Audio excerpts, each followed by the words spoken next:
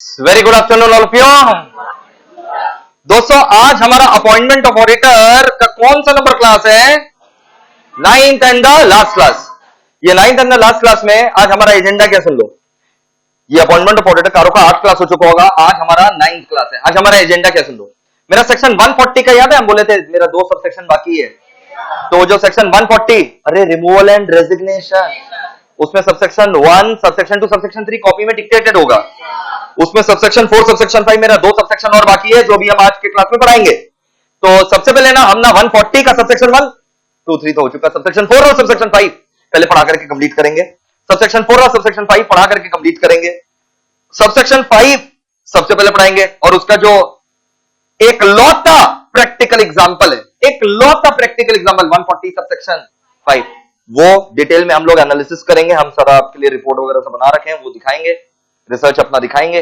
और उसके बाद 50 क्वेश्चन के आसपास लगभग जो केस स्टडीज है वो अपने फटाफट जो है वो सॉल्व करेंगे। तो आज का एजेंडा सबसे पहले 140 का रिमेनिंग सबसेक्शन कंप्लीट करना है along with the practical case laws, और उसके बाद क्वेश्चन आंसर्स। तो इस बार आपका पूरा चैप्टर रिवाइज भी हो जाएगा। चलिए देखिए,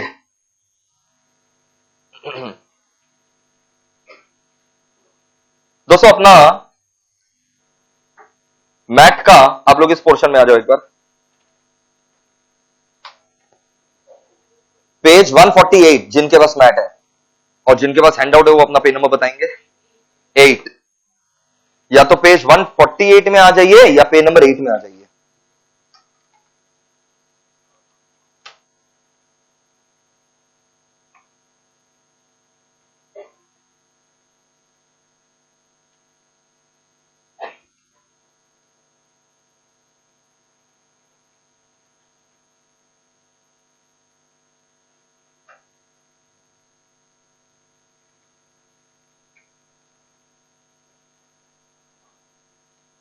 देखिए सबसेक्शन 1 2 3 ऑलरेडी कहां पर हो चुका है, कॉपी में डिक्टेट किया हुआ है। ठीक है, now right now we are concern with 140 subsection 4, subsection 4 and subsection 5। ठीक है, 2 सबसेक्शन अपने पास, एक है सबसेक्शन 4 और एक है सबसेक्शन 5। लाइन बाय लाइन ही पढ़ा देते हैं ना। आओ सबसेक्शन 4 में सबसे पहले सबसेक्शन 4 क्या बोलता है।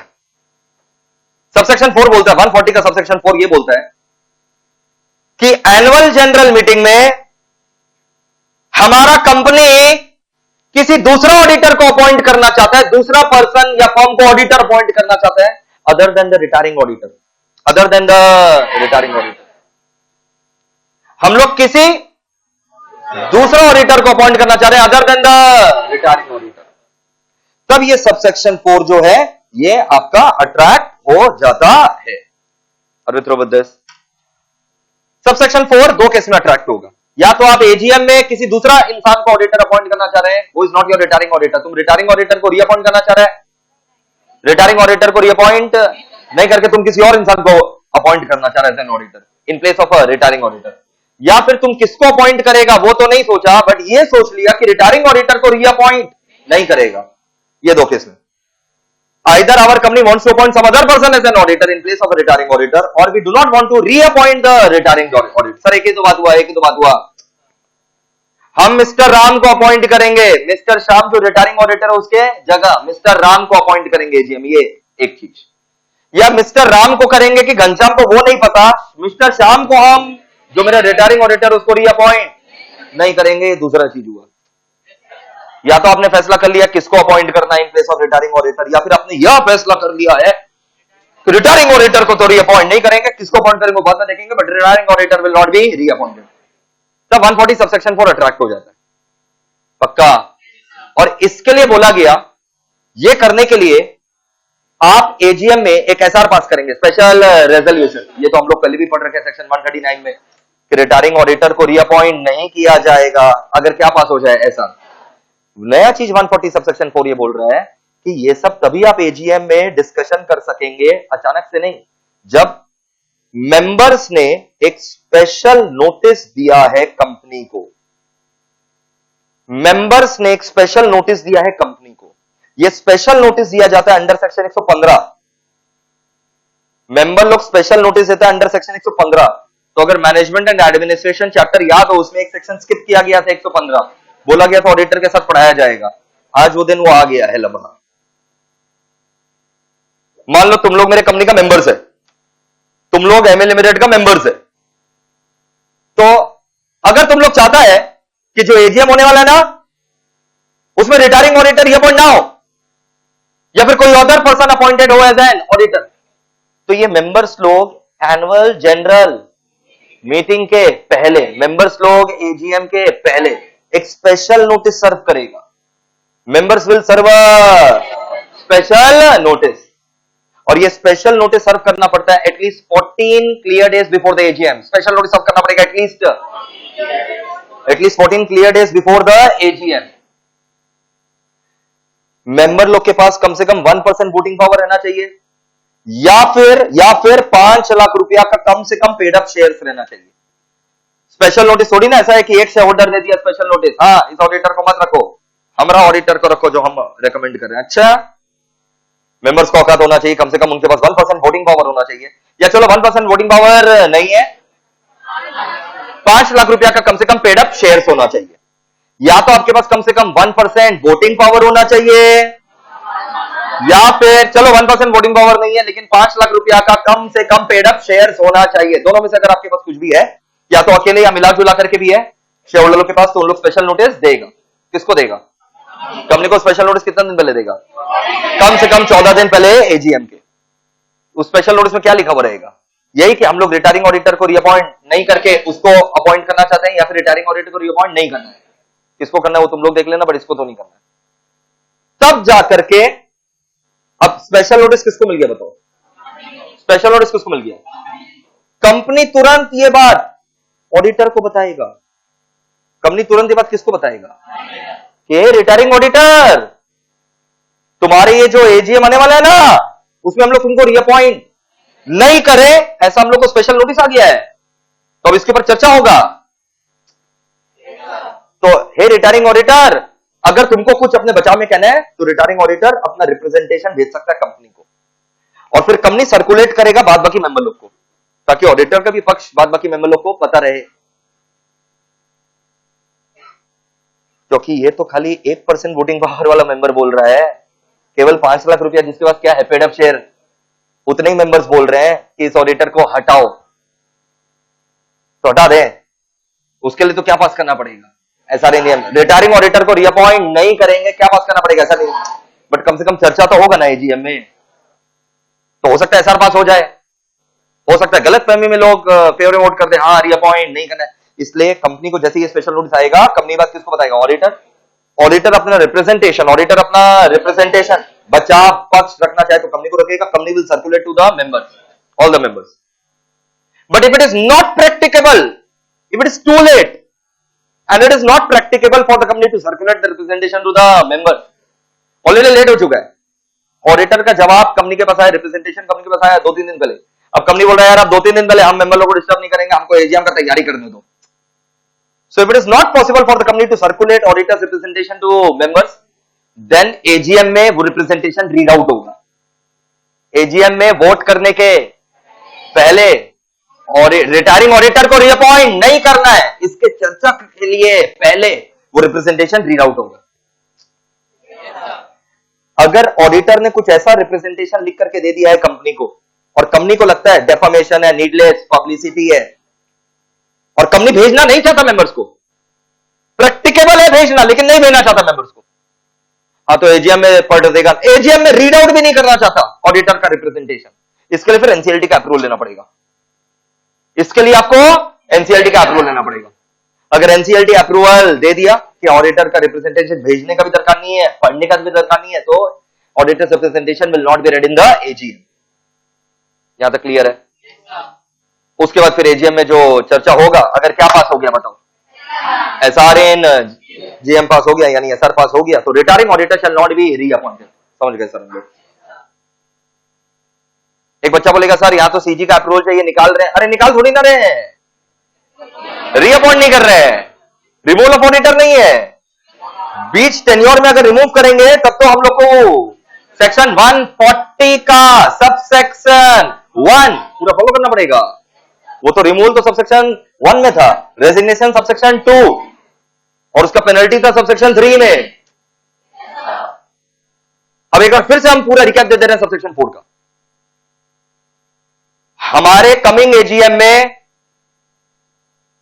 ऑडिटर का टर्म खत्म हो जाएगा, मतलब वो रिटायरिंग ऑडिटर कहलाएगा।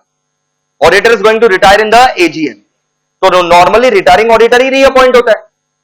बट अगर मेंबर लोग को दिक्कत है रिटायरिंग ऑडिटर के रीअपॉइंटमेंट से, तो कम से कम मेंबर लोग, जिन लोग के पास 1% वोटिंग पावर है, मेंबर लोग को दिक्कत है कि रिटायरिंग ऑडिटर रीअपॉइंट नहीं होना चाहिए, तो मेंबर लोग जिन लोग के पास कम से कम 1% वोटिंग पावर है या मिला जुला करके 5 लाख रुपया का पेड अप शेयर है, एज पर सेक्शन 115 उन लोग को स्पेशल नोटिस देना पड़ेगा। और 115 बोलते हैं स्पेशल नोटिस कौन दे सकता है? Members holding at least 1% voting power और paid up shares of minimum ₹5 lakh.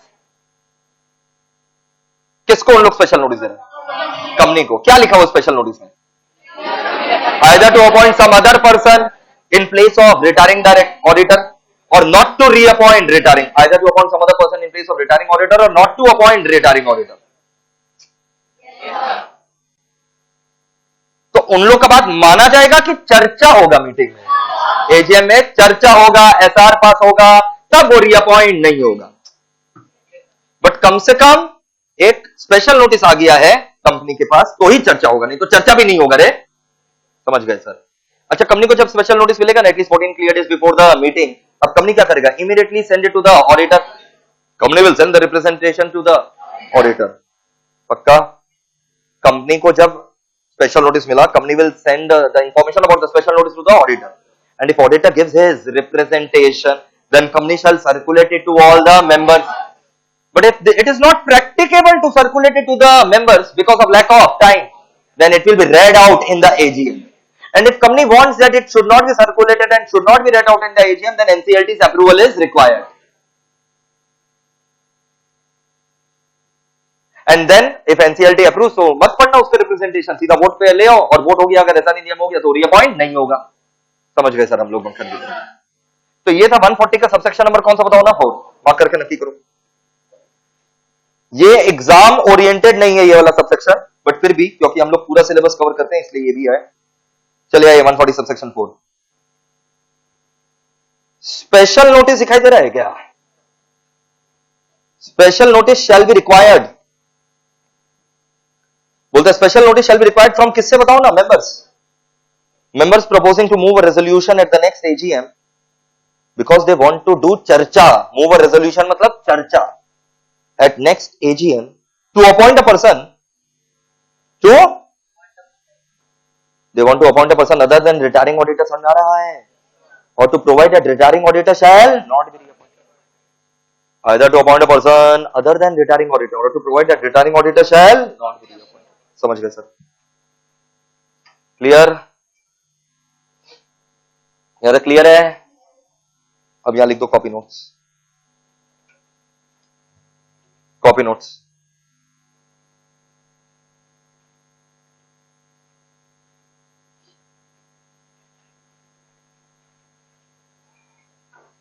Copy में जाओ, लिखो सेक्शन 140 सबसेक्शन 4।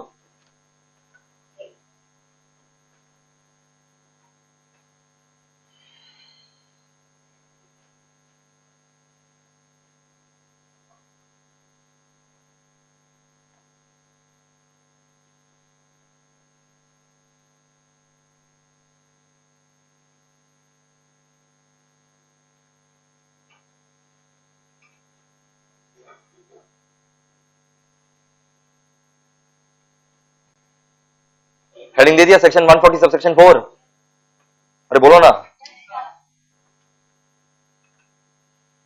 लिखो।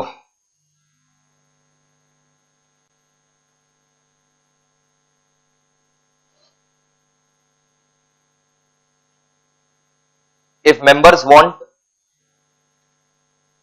फटाफट लिखो। If members want to appoint, if members want to appoint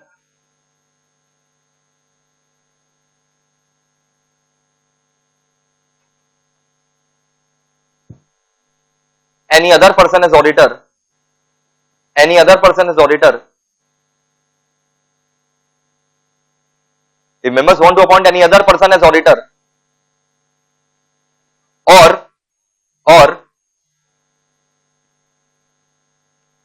मत लिखो, क्या लिखा? any other person as auditor other than retiring auditor, other than retiring auditor.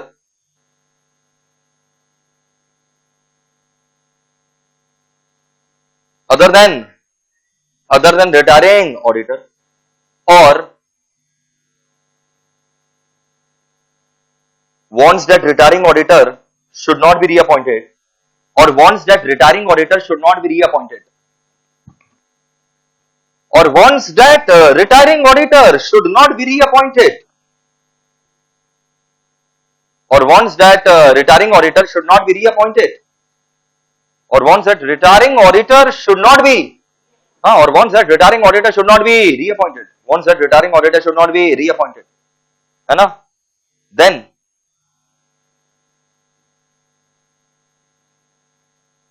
they shall give special notice. Then they shall give special notice under section 115. They shall give special notice under section 115. लिख दिया? They shall give special notice under section 115. Full stop. Next line में लिखो, special notice can be given by members. फटाफट लिखो, special notice can be given by members. Special notice can be given by members.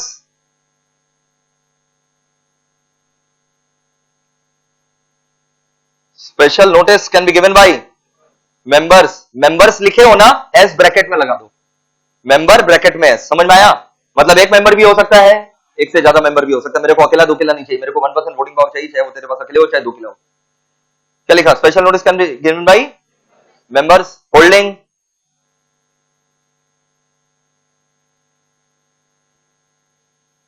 at least 1% voting power, holding at least 1% voting power, holding at least 1% voting power, holding at least 1% voting power, or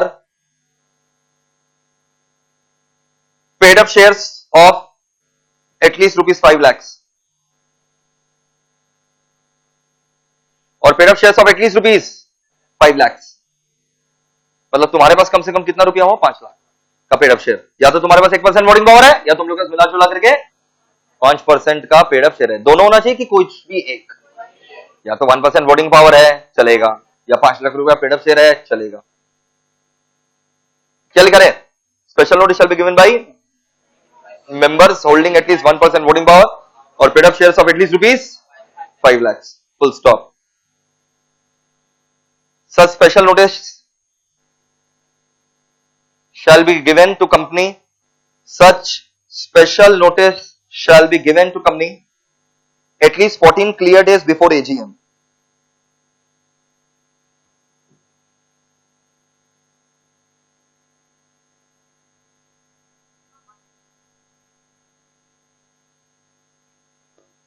At least 14 clear days before AGM. At least 14 clear days before AGM.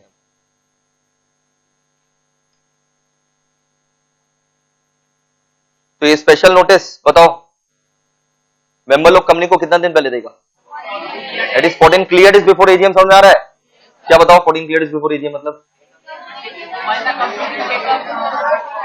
AGM वाला दिन को हटा करके, जिस दिन AGM होना है उसको हटा करके 14 दिन है, और जिस दिन तुम्हारा नोटिस आ रहा है उसको हटा करके 14 दिन. At least 14 clear days before AGM. पक्का? Full stop. फिर लिखो फुल स्टॉप के बाद company will circulate such special notice. तुमको नहीं लगता बाद बाकी मेंबर लोग को भी बताना पड़ेगा? आज अगर ये अकेला मेंबर है जिसके पास 1% वोटिंग पावर, तो कोई बहुत बड़ा बात नहीं है. ये अकेला मेंबर 1% वोटिंग पावर है, क्या ये स्पेशल नोटिस कंपनी को दे सकता है? अकेला मेंबर है जिसके पास 1% वोटिंग पावर है, क्या स्पेशल नोटिस कंपनी को दे सकता है कि कमिंग एजीएम में ऑडिटर को रीअपॉइंट मत करना? तो ये बात तो रिमेनिंग मेंबर लोग को बताना पड़ेगा. पक्का? तो आप लोग स्पेशल नोटिस दे रहे हैं कंपनी को कितना? 14 क्लियर डेज पहले. कंपनी बात सब मेंबर लोग को बताएगा at least 7 clear days before the AGM. क्या लिखा? Company will circulate such special notice. Company will circulate such special notice to all members. Company will circulate such special notice to A company will circulate such special notice to all members at least 7 clear days. At least 7 clear days before AGM. At least 7 clear days before AGM.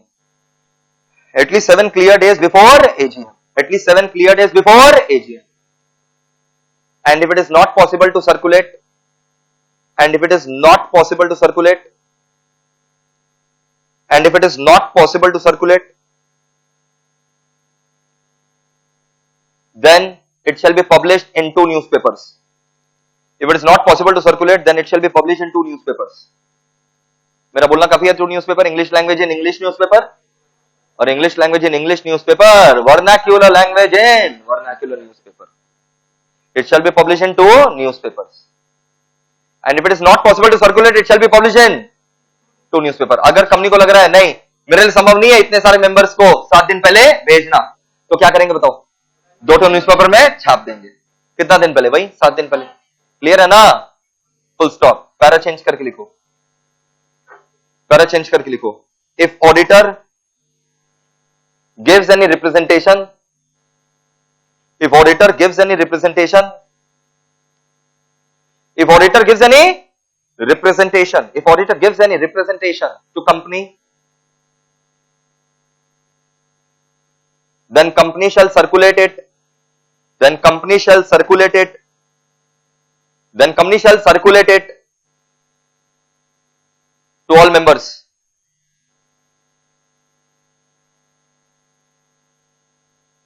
But if it is not practically possible, but if it is not practically possible,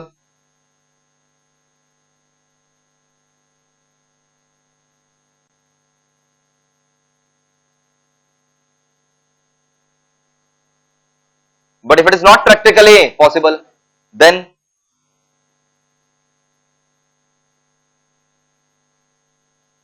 but if it is not practically possible, then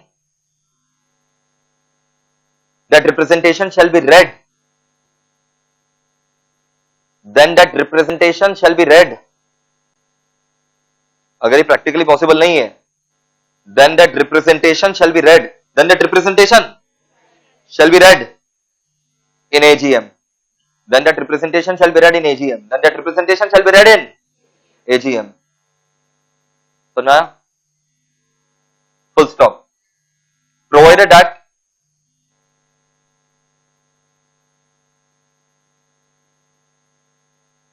if company does not want to send the representation, provided that if company does not want to send auditor's representation, if company does not want to send auditor's representation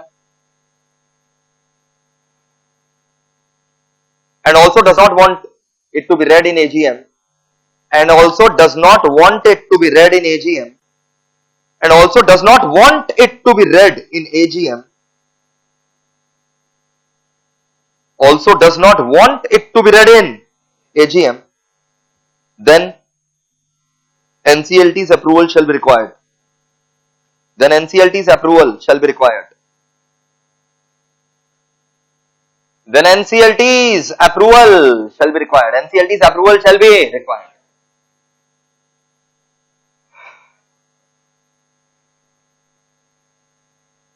ये था पूरा 140 subsection number कौन सा? 4. पढ़ लो एक बार, पूरा copy में लिखवा दिए. जस्ट रीड करो एक बार, पढ़ने का एक्टिंग मत करो, सच में पढ़ लो एक बार 140 सबसेक्शन 4.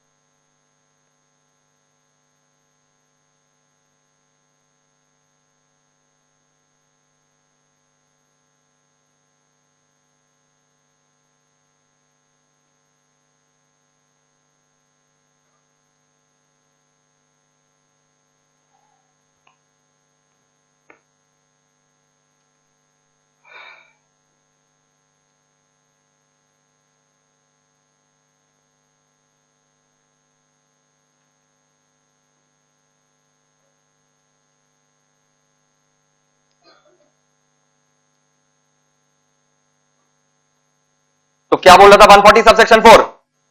मेंबर लोग के मन में ख्याल आया कि जो रिटायरिंग ऑडिटर है ना, उसकी जगह इस बार किसी और को अपॉइंट करो, या किसको अपॉइंट करो वो छोड़ो, इसको रीअपॉइंट नहीं करना है। तो मेंबर लोग स्पेशल नोटिस देगा अंडर सेक्शन नंबर कौन सा 115।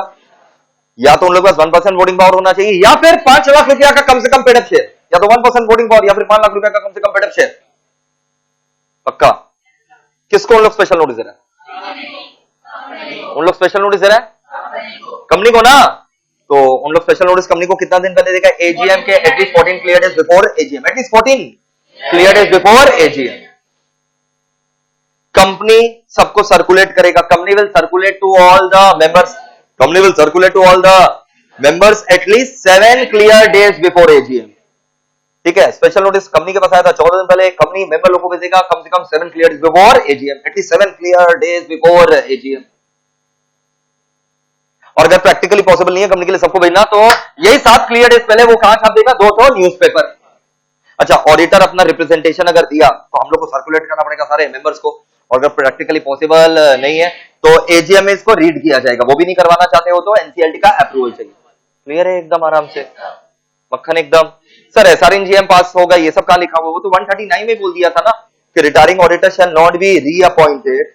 देखो 139 पढ़े थे ना आपने, वो तो वहीं पढ़ लिए थे, retiring auditor shall not be, 3 case में रिटायरिंग ऑडिटर को रीअपॉइंट नहीं करेंगे। कितना केस में? 3 केस ये रहा। यानी नॉर्मली रिटायरिंग ऑडिटर ही तो रीअपॉइंट हो जाता है ना, रीअपॉइंट हो जाता है ना जब तक वो डिस्क्वालिफाइड नहीं है, उसने अपना अनविलिंगनेस नहीं जाहिर किया, एसआर पास नहीं हुआ। समझ आया? तो नॉर्मली तो रिटायरिंग ऑडिटर ही क्या होता है? रीअपॉइंट, जब तक वो खुद मना नहीं करे, या फिर वो डिस्क्वालिफाइड ना हो जाए, या फिर ये एसआरएनजीएम वगैरह पास ना हो जाए। मक्खन एकदम। चलो अब आ रहा है 140 का सबसेक्शन नंबर कौन सा? 5, जो एकदम धमाका मचा करके रखा है अभी कॉर्पोरेट जगत में। या अगर है क्या 140 सबसेक्शन 5? देखो पढ़ो, मैट में आ गया ना। NCLT can either suo motu मतलब क्या? ओन मोशन, या on an application from CG. ये सीजी है एमसीए, ये सीजी कौन है? एमसीए, सीधा मिनिस्ट्री ऑफ कॉर्पोरेट अफेयर्स। या फिर on an application from the person concern, concern person. Concern person मान लो से फॉर एग्जांपल जिस कंपनी का ऑडिटर था, जिस कंपनी का, और ऑडिटर ने ढंग से ऑडिट, तो वो कंपनी का पर्सन कंसर्न नहीं हो जाएगा? बताओ, उस कंपनी का शेयर होल्डर क्या पर्सन कंसर्न नहीं हो जाएगा क्या? आई रिपीट, अगर ऑडिटर ने ढंग से काम, तो वो कंपनी क्या हो जाएगा? Person concern. कंपनी का डायरेक्टर, कंपनी का शेयर होल्डर, उन लोग क्या हो जाएगा? पर्सन कंसर्न, मतलब जो इस झमेला में कंसर्न है।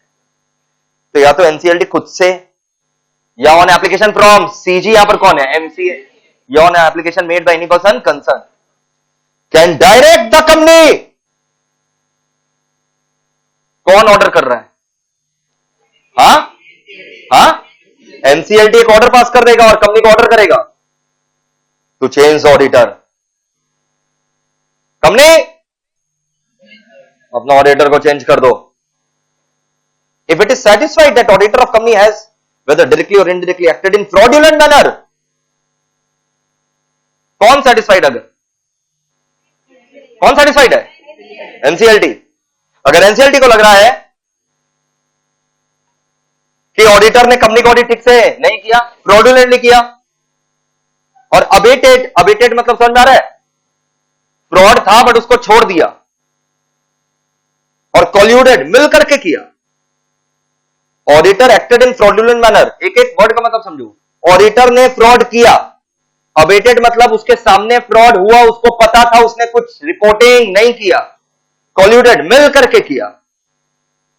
नहीं समझा? Auditor acted in fraudulent manner मतलब ऑडिटर धोखा दिया। अबेटेड मतलब मैनेजमेंट ने फ्रॉड किया, ऑडिटर ने चुप्पी धारण कर लिया। कॉल्यूडेड मतलब मैनेजमेंट ऑडिटर दोनों मिला हुआ। Colluded in any fraud by or in relation to the company audit directors or officers. समझ आया? कंपनी डायरेक्टर ऑफिसर के साथ मिल करके। तो क्या होगा बताओ? एनसीएलटी क्या कर देगा? डायरेक्ट कर देगा ना, टू चेंज द ऑडिटर। मक्खन एकदम। इसके आगे और भी हम लिखवाएंगे, रुक जाओ। मतलब 140 सबसेक्शन नंबर कौन सा चल रहा है? 5। ऑर्डर तो एनसीएलटी पास करेगा ना, या तो खुद से ऑन मोशन, या फिर एमसीए ने केस फाइल किया, या एनी पर्सन कंसर्न ने केस फाइल किया एनसीएलटी में। केस फाइल करना जरूरी है एनसीएलटी में? नहीं। एनसीएलटी को खुद से लग रहा है तो खुद से भी ऑर्डर पास कर सकता है। या on the application made by MCA यानी पर्सन कंसर्न। अगर एनसीएलटी को लगा हाँ ऑडिटर ने फ्रॉड किया है या अबेट किया है या कॉल्यूड किया है, या तो फ्रॉड किया है या अबेट किया है या कॉल्यूड किया है, NCLT can direct the company to change auditor. और जब एनसीएलटी ऐसा ऑर्डर पास कर देगा ना चेंज द, तो जो पुराना ऑडिटर है पता है उसका क्या होगा? वो 5 साल तक के लिए डिस्क्वालिफाइड हो जाएगा from becoming auditor in any company, not only this company. जैसे डायरेक्टर लोग का डिस्क्वालिफिकेशन होता है ना, 5 साल तक डायरेक्टर नहीं बनने देंगे, वैसे यहां पर 5 साल तक तुमको कहीं ऑडिटर बनने नहीं देंगे। पूरा का पूरा जो फर्म है वो डिस्क्वालिफाई हो जाएगा 5 साल, या तो इंडिविजुअल या फर्म, जो एनसीएलटी डिसाइड करे। एनसीएलटी अगर बोला अच्छा मिस्टर ए डेलॉइट का ऑडिटर था, मिस्टर ए आप डिस्क्वालिफाइड होंगे 5 साल, तो मिस्टर ए होगा खाली। एनसीएलटी का स्कोर है पूरा डेलॉइट फर्म को डिस्क्वालिफाई कर दे 5 साल, and liable for action under section 447 fraud वाला। ये बात कंटिन्यू करके यहां पर एक लाइन लिख दो।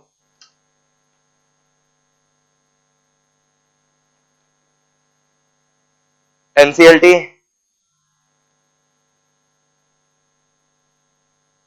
Can ban, NCLT can ban, NCLT can ban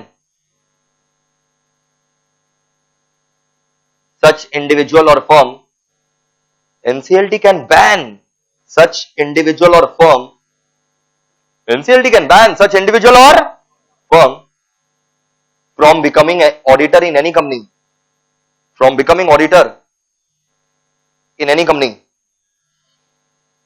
from becoming auditor in any company, from becoming auditor in from becoming auditor in any company for a period of 5 years, for a period of 5 years, for a period of 5 years, and such auditor shall also be liable for action, and such auditor shall also be liable for action, and such auditor shall also be liable for action under section 447, and such auditor shall also be liable for action under section 447, and such auditor shall also be liable for action under section 447, such auditor shall also be liable for action under section 447.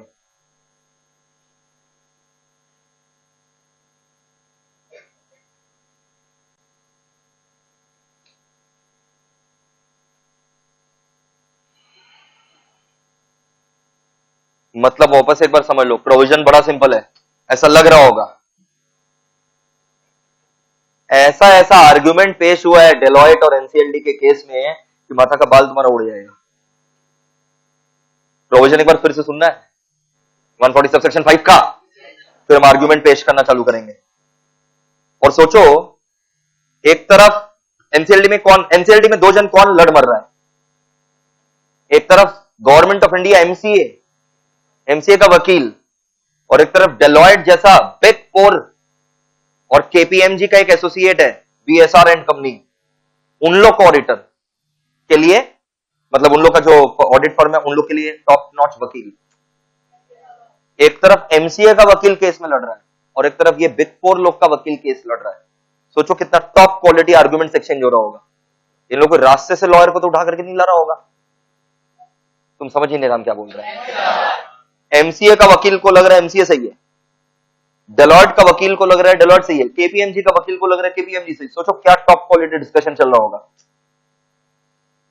एक एक word का खाल खींच दिया इन लोग court के अंदर, ऐसा इंटरप्रिटेशन हुआ है। You understand? ये क्या बोला अभी 140 सबसेक्शन 5 में किसके पास पावर है? एनसीएलटी खुद से या सीजी के एप्लीकेशन पर या एनी पर्सन कंसर्न के एप्लीकेशन पर? अगर एनसीएलटी को सेटिस्फैक्शन मिला, एनसीएलटी को प्रमाण मिला, एविडेंसेस मिला, हाँ auditor has acted in fraudulent manner और अबेटेड और कॉल्यूडेड, then NCLT can direct the company to change the, repeat the line, NCLT can direct the company to change the auditor, repeat the line, NCLT can direct the company to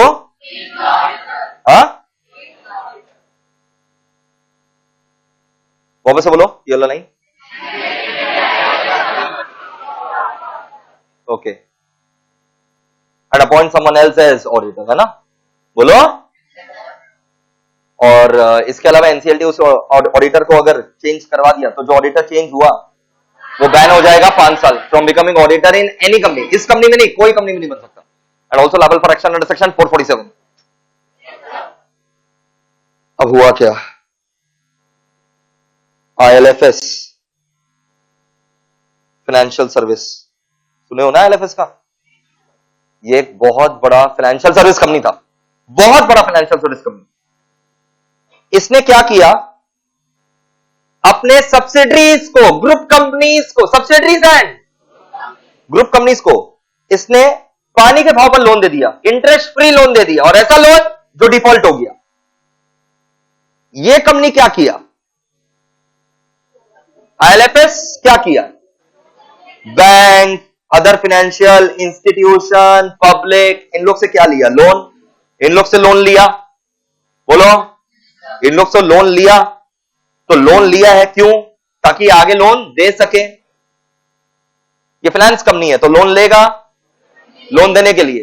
तो भाई जितना percent में तुम loan लिया उससे ज्यादा interest rate पर तुम लोन देगा ना। ये बेटा अपना घर का सारा सब्सिडरीज को इंटरेस्ट फ्री लोन दे दिया, लोन दिया इंटरेस्ट फ्री, वो छोड़ो डिफॉल्ट हो गया। और होते गया, डिफॉल्ट होने के बाद भी लोन देते गया। ऑडिटर भाई साहब था, जॉइंट ऑडिट था, इस कंपनी का जॉइंट ऑडिटर था, एक डेलॉयट, एक बीएसआर एंड कंपनी जो केपीएमजी के ही ब्रांड के अंदर काम करता है। तो डेलॉयट एंड केपीएमजी अब हम बोलेंगे, ठीक है। ये बिग 4 में आता है, ये डेलॉयट एंड केपीएमजी टॉप 4 में आता है। तो joint auditor Deloitte and BSR, इन लोग के नाक के नीचे ये सब होते रहा। इन लोग ऐसे करके बैठा था, इन लोग कोई रिपोर्टिंग वगैरह नहीं किया और क्लियर रिपोर्ट पे क्लियर रिपोर्ट देते रहा। और लोन डिफॉल्ट हो गया था ना, इन लोग लोन डिफॉल्ट दिखाया नहीं था, इन लोग लोन डिफॉल्ट दिखाया नहीं था, इन लोग दिखा रहा था हाँ सब ठीक है, जबकि लोन तो डिफॉल्ट हो गया था, डूब गया था लोन। उसके बाद भी लोन दिया जा रहा था और इन लोग दिखा रहा था कि नहीं लोन डूबा नहीं, और ऑडिट रिपोर्ट भी क्लियर रिपोर्ट इशू हो रहा था। फाइनली ILFS जो है वो बैंकरप्ट हो गया। So everything which was hidden beneath the surface came up, and when it came up, grand Thornton को इसका फॉरेंसिक ऑडिट दिया गया। ग्रैंड थॉर्टन सुने हो, ये बहुत बड़ी ऑडिट फर्म है। ग्रैंड थॉर्टन को इसका फॉरेंसिक ऑडिट दिया गया और फॉरेंसिक ऑडिट में पाया गया कि ये लोन डिफॉल्ट बहुत पहले ही हो चुका था और उसके बाद भी लोन दिया जा रहा था। And there were audit lapses by Deloitte and BSR and company. Joint auditors did not exercise their due skill and care. ये ग्रैंड थॉर्टन का फॉरेंसिक रिपोर्ट में आया। नहीं समझा? अब इतना बड़ा स्कैम हो गया, भारत सरकार चुप बैठेगा? 140 सबसेक्शन 5 को यूज किया, सेक्शन 140 सबसेक्शन 5 को यूज किया। एनसीएलटी सुओ मोटो तो नहीं किया, लेकिन एप्लीकेशन कौन कर दिया? सीजी। सीजी कौन? एमसीए कहां चला गया? एमसीए कहां चला गया? एनसीएलटी के पास चला गया। 140 सबसेक्शन 5 में for the first time in Indian history 140 subsection 5 was used by government. आज तक 140 सबसेक्शन 5 खाली बुक्स में था, यूज नहीं हुआ था। पहली बार in the year 2019 MCA used it, government already used it, it filed an application to NCLT. किसका हालत खराब? किसका हालत खराब? डेलॉयट बीएसआर एंड कंपनी का हालत खराब। नहीं समझ में आया? इन लोगों का भयानक हालत खराब। ये लोग चला गया हाईकोर्ट के पास। किसके पास? कि एनसीएलटी का औकात नहीं है हम लोग को एडजस्ट करने का। हाईकोर्ट बोला एडजस्ट करने का औकात है, चल जा एनसीएलटी के पास, वहीं केस लड़। नहीं समझा? अब एनसीएलटी में क्या हुआ, जो एमसीए का वकील है, बैन करो इन लोग को, 5 साल बैन करो, ये बात पे लड़ाई हो रहा है। डेलॉयट भाई साहब क्या बोल रहा है? बोला प्रोविजन ठीक से पढ़ो, डेलॉयट बोला डेलॉयट बोल रहा है प्रोविजन ठीक से पढ़ो। 140 सबसेक्शन 5 खाली प्रेजेंट जो ऑडिटर है उसके खिलाफ आप जा सकते हैं, क्योंकि यहां लिखा है NCLT can direct the company to change the auditor, और डेलॉयट अभी प्रेजेंट ऑडिटर नहीं है एलएफएस का।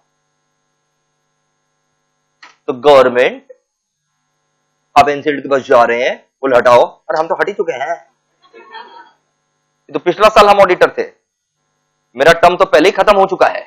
डेलॉयट बोला मेरा टर्म पहले ही खत्म हो चुका है और हम रीअपॉइंटमेंट एक्सेप्ट नहीं की है,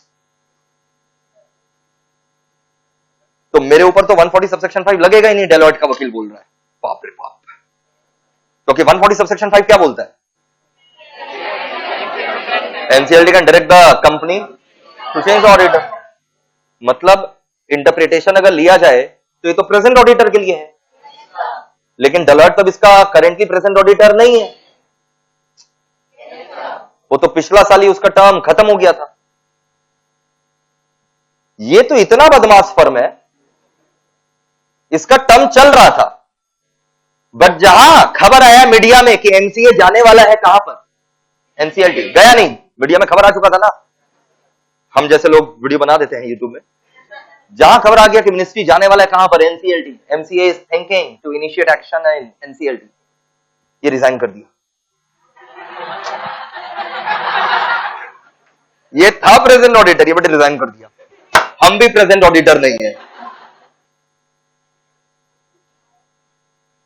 डेलॉयट तो बाय डिफॉल्ट रीअपॉइंट नहीं हुआ था, इसने अपना अनविलिंगनेस जाहिर कर दिया था, इसका टर्म खत्म हो गया था लास्ट ईयर। ये प्रेजेंट ऑडिटर था, लेकिन जहां बाजार में खबर मिला कि एमसीए तैयारी कर रहा है कहां जाने का, ये भाई साहब तुरंत रिजाइन कर दिया कि अब प्रेजेंट नहीं रहे। समझ में आ रहा है भाई? बताओ इन लोग का दलील सही है कि नहीं है?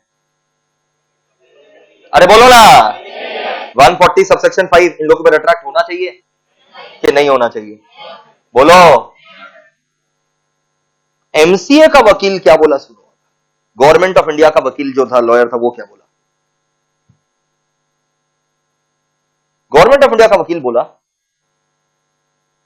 कि बिल्कुल इन लोग सही बोल रहे हैं कि NCLT can direct the company to remove the auditor and they are not the present auditor, they are no more the present auditor. हम एमसीए का वकील है मान लो, गवर्नमेंट ऑफ इंडिया का वकील है हम एनसीएलटी को बोले, NCLT I seek retrospective removal of auditor. आप ऑर्डर पास करो to remove the auditor retrospectively, मतलब आप अभी ऑर्डर पास करो और डायरेक्ट करो कंपनी को रिमूव द ऑडिटर रेट्रोस्पेक्टिवली, मतलब बैकडेट से रिमूव करो। कभी ना कभी तो ऑडिटर था, उस दिन से रिमूवल का ऑर्डर पास कर दो, उस दिन से रिमूवल ऑफ ऑडिटर का ऑर्डर पास कर दो।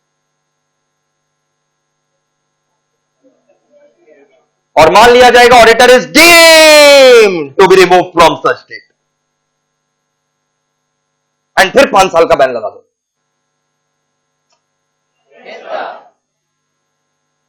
To maintain the spirit of law. तो सोचो लॉ कितना इंटरप्रिटेशन हो सकता है। Law is subject to multiple interpretation. तेरे को डेलॉयट और बीएसआर का बात भी सही लग रहा था कि यहां तो लिखा हुआ है 140 सबसेक्शन 5 में क्या होगा, NCLT is the power to remove the audit, NCLT has the power to order the company to remove the auditor, change the auditor. But change the auditor तो ये तो मतलब प्रेजेंट ऑडिटर के लिए हो रहा है, बट इन लोग तो प्रेजेंट ऑडिटर है ही नहीं। डेलॉयट का तो लास्ट ईयर ही खत्म हो गया था टेन्योर, और बीएसआर तो टेक आप जब आ रहे थे उसके पहले मैंने रिजाइन कर दिया है। We are no more the present auditor, 140 subsection 5 मेरे ऊपर एप्लीकेबल ही नहीं। हटा। गवर्नमेंट ऑफ इंडिया का लॉयर बोला रेट्रोस्पेक्टिव रिमूवल करो, रेट्रोस्पेक्टिव डेट से रिमूव करो, ताकि वो 5 साल का बैन न दे।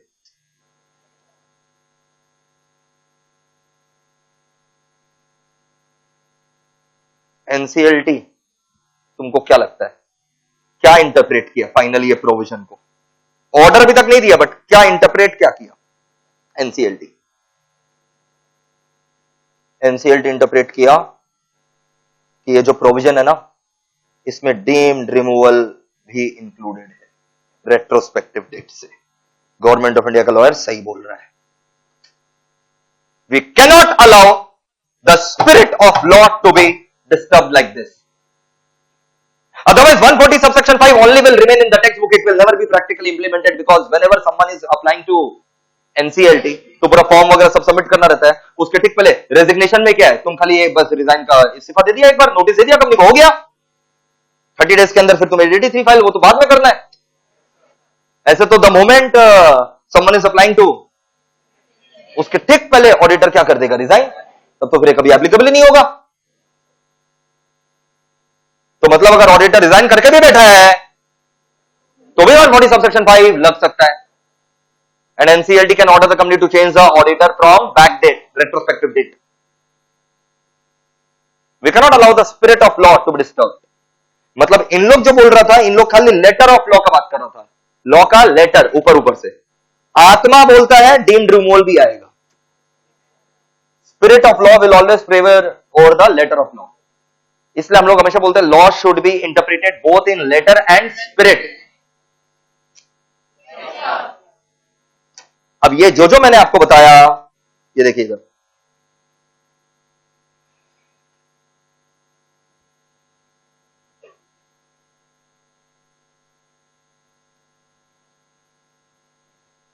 पहले तो जब NCLT में केस गया तो डेलॉयट वाला लोग क्या रो रहा था, डेलॉयट और BSR क्या रो रहा था, NCLT का तो औकात ही नहीं. बोला we do have that jurisdiction to ban you. NCLT बोला we have that jurisdiction to ban you. NCLT tells Deloitte and KPMG. The ministry मतलब कौन, गवर्नमेंट. कौन सा, ministry of corporate affair had in June move to, किसको बताओ ना, NCLT, seeking 5-year ban on them, on these auditor in IFS saga. मतलब पूरा fiasco. अरे समझा क्या, अरे बोलो ना.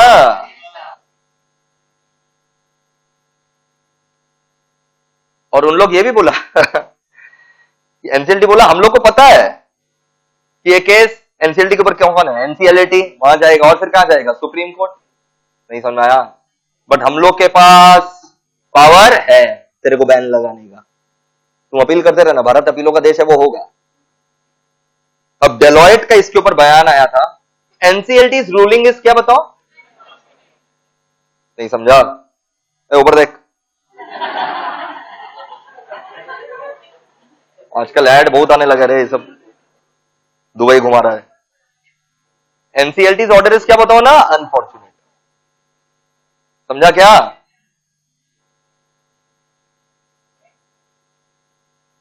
तो इन लोग कहां चला गया बताओ, NCLT. अरे NCLT कहां चला गया, NCLT रिफ्यूजेस टू से NCLT हियरिंग. डेलॉयट चला गया NCLT. NCLT बोल रहा है कि वो जुरिसडिक्शन है उसका हम लोग को बैन करने का है थोड़ी ना. NCLT बोला बिल्कुल है, जा NCLT में केस लड़.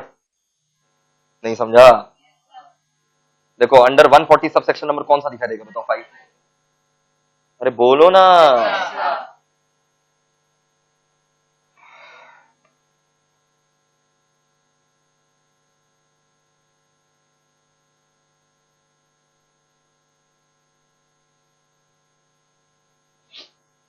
ये देखो यहां से 140 सबसेक्शन 5 का प्रोविजन करो. अच्छा, MCA has sought a ban on this auditor for how many years? The provision that the MCA is relying on, MCA कौन सा प्रोविजन के ऊपर रिलाई कर रहा है, 140 subsection 5. The section was notified in June 2016, way back, आज से 3-4 साल पहले. Provides that NCLT suo moto, मतलब क्या, own motion or an application made by CG or any person, अभी काम CG का है, may direct a company to change the auditor if it is satisfied कि company auditor is acted in क्या बताओ ना, fraudulent manner or abated or colluded etc. पक्का बोलो ना. डेलॉयट क्या बोला, डेलॉयट सेड कि उसका जो FN का जो ऑडिटर का टर्म था वो तो फाइनेंशियल ईयर 2018 में खत्म हो गया था. And the other auditor BSR resign after MCA move the NCLT against Deloitte last month. तो हियरिंग के पहले ही कर दिया. नहीं समझाया. The company has appointed new auditor in place of BSR already. MCA का जो यानी गवर्नमेंट का जो लॉयर था Suresh Shanoy said that NCLT should direct that Deloitte be removed with क्या बताओ, retrospective effect. Since a fraud on the basis of, क्योंकि SFIO का भी रिपोर्ट यही बोल रहा था कि हाँ इन लोग इन्वॉल्व था फ्रॉड में। सीरियस फ्रॉड इन्वेस्टिगेशन ऑफिस होता है, गवर्नमेंट का ऑफिस है। डेलॉयट तो क्या हुआ 2018 में रिटायर हो गया था, नहीं समझ आया? अरे बोलो, अब डेलॉयट का लॉयर क्या बोल रहे देखो, Deloitte had retired by the end of financial year 2018, thus the application against Deloitte in 2019 is not maintainable, argued its counsel Janak Dwarkadas and Amit Desai, adding that tribunal cannot legislate but only interpret a law. Tribunal को तो मतलब लोग इज्जत ही नहीं दे रहे हैं, Deloitte का lawyers बोला आप कानून थोड़ी ना बना दीजिएगा एनसीएलटी, आप खाली इंटरप्रेट करते हो। एनसीएलटी बोला बेटा मैं इंटरप्रेट ही कर रहा हूं, नहीं समझ आया? मतलब डेलॉयट की तरफ से क्या बयान आ रहा है कि आप 140 सबसेक्शन 5 के अंडर हम लोग के ऊपर action, because we are no more the present auditor and 140 subsection 5 talks about action on the present auditor. And MCA की तरफ से क्या दलील आ रहा है कि रेट्रोस्पेक्टिव रिमूव करो। समझा क्या? एमसीए इल्जाम लगा रहा है बीएसआर के ऊपर कि वो तो रिजाइन कर दिया टू अवॉइड कंसिक्वेंसेस, कि बीएसआर को तो देख रिजाइन कर दिया because of fear of consequences. ऐसे तो केस जब भी जाएगा कहां पर, अब रिजाइन करके बड़े आएंगे, बोला हम तो प्रेजेंट नहीं है, तुम क्या करोगे, है ना? गवर्नमेंट की तरफ से जो लॉयर है वो क्या बोल रहे हैं, there is no question of resigning, there is no question of to escape any consequences, they argued when there are other provisions specifically provided in the companies act to deal with punish. ये इन लोग की तरफ से बोल रहे हैं, पढ़ो, बीएसआर वाला की तरफ से बोल रहे हैं, नहीं हम लोग डर के मारे थोड़ी ना रिजाइन किए। अच्छा, अरे बोलो ना, यहां से पढ़ो। ये द्वारकादास किसका ऑडिटर है? डेलॉयट। अरे द्वारकादास डेलॉयट वाला argued that language of the section is clear as it talks about direction to change an auditor and hence there is no occasion to, बोल रहे चेंज करो। अब हमको कैसे करोगे, फॉर्मर ऑडिटर को कैसे चेंज करोगे? डेलॉयट तो रोटेट हो चुका है, रोटेटेड आउट, मतलब 2 टर्म हो चुका होगा ना 5 इयर्स वाला, 139 subsection 2 rotation of auditor, and it cannot apply to it since the purpose of the section has been met. नहीं समझा? And the second was there are other provisions including criminal prosecution नफरा, और बोल रहे हैं NCLT का औकात ही नहीं है। इन लोग तो बार-बार डेलॉयट यही बोल रहा है कि एनसीएलटी का औकात है, किसका औकात है? नफरा देखेगा कि नफरा को क्या करना है, आप क्यों बीच में कूद पड़ रहे हैं? कौन बोल रहा है कि नफरा तो है देखने के लिए, ये बोला था डेलॉयट। अरे बोलो ना, समझा? तो बोले 140 सबसेक्शन 5 का कोई एप्लीकेशन यहां पर एक्शन का नहीं है पुराने ऑडिटर्स के ऊपर, क्योंकि डेलॉयट क्या हो चुका है, रिटायर। तो एमसीए का प्ली इज मेंटेनेबल कि नॉट मेंटेनेबल? क्लियर है? बोलो बेटा।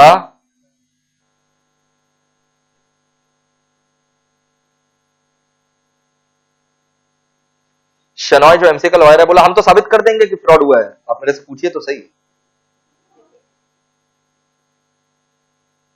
अब देखो,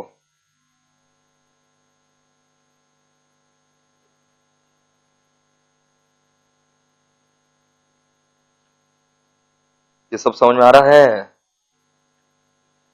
द सेक्शन से सिर्फ ट्राइब्यूनल इज क्या बताओ, ये शनॉय बोल रहा है, गवर्नमेंट का lawyer. If tribunal is satisfied, इसका मतलब it is present perfect tense. If tribunal is satisfied, तो प्रेजेंट परफेक्ट टेंस है, जो कि पास्ट के ऊपर भी एप्लीकेबल होगा if something has already happened in the past. It is a present perfect tense used to describe something that has happened in the past. मतलब time is not material, the spirit of law has to be maintained, said Shenoy. The intention of the law is to debar not change. Main intention कानून का क्या है, खाली change करवाना auditor को, debar कर देना ऑडिटर को। कितना साल? 5 साल। The purpose is not that he has gone. 140 subsection 5 का खाली इतना ही पर्पस था क्या कि अब तो वो ऑडिटर नहीं रहा? डिबार भी तो एक पर्पस था, मेन पर्पस चेंज करना था कि डिबार करना था? कितना साल? तो खाली अब डेलॉइट हट गया, the purpose is not yet solve, that is gone, but the purpose is that he should be punished. The emphasis on the word may, which means the court may or may not direct to change auditor on its discretion. होगा change हो कि नहीं होगा, डिवार होगा कि नहीं होगा, तो कोर्ट बोलेगा ना. अरे बोलो. तो एनसीएलटी अभी अपना जजमेंट रिजर्व करके रखा है इसके ऊपर. अच्छा, डेलॉइट क्या चीज का एटीट्यूड दिखा रहा था एनसीएलटी केस में कि कौन देख लेगा? नफरा ने भी, नेशनल फाइनेंशियल रिपोर्टिंग अथॉरिटी ने भी अपना ऑब्जर्वेशन 13 दिसंबर 2019 को बता दिया है. 13 दिसंबर 2019 को नफरा ने भी एक स्टेटमेंट, ऑफिशियल स्टेटमेंट दे दिया है डेलॉइट के बारे में कि उसके हिसाब से डेलॉइट गिल्टी है कि नॉट गिल्टी. और नफरा में तो इसको और भारी पड़ेगा, 10 साल तक बैन कर सकता है नफरा अंडर सेक्शन 132. सेक्शन 132 में नफरा के पास पावर है मिनिमम 6 महीना, मैक्सिमम 10 साल का बैन. तो नफरा ने अभी बैन किया नहीं है, बट नफरा ने एक रिपोर्ट जारी कर दी है कि हां गिल्टी तो है. अब कितना बैन करेंगे वो देखेंगे. तो ये बोला था ना नफरा नफरा. 13 दिसंबर 2019 को नफरा का भी बयान आ गया.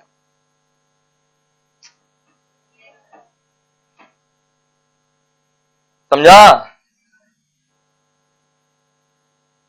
तेरा भाई उसके ऊपर यूट्यूब वीडियो शूट कर चुका है, रात में देख लेना घर बैठे.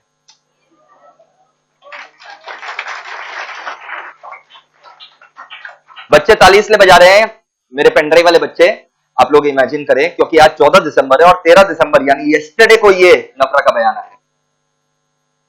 तो we have to be so much updated, मतलब I have to be so much updated. समझ आ रहा है ये सब? तो बुरी तरह फंस चुका है. अगर बहुत मोटा रकम, मोटा चंदा गवर्नमेंट के पास नहीं पहुंचा, बैन तो होगा.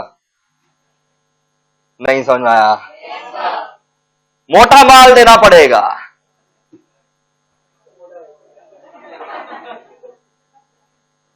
शॉर्ट में बता दे रहे हैं, नफरा बोल चुका है गिल्टी है.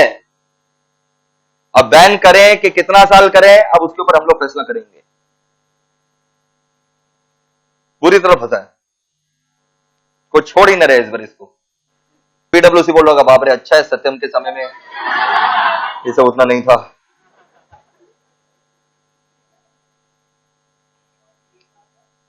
अरे सेम डेलॉइट भी है सर, दोनों, मतलब दोनों का क्वालिटी कंट्रोल खराब था.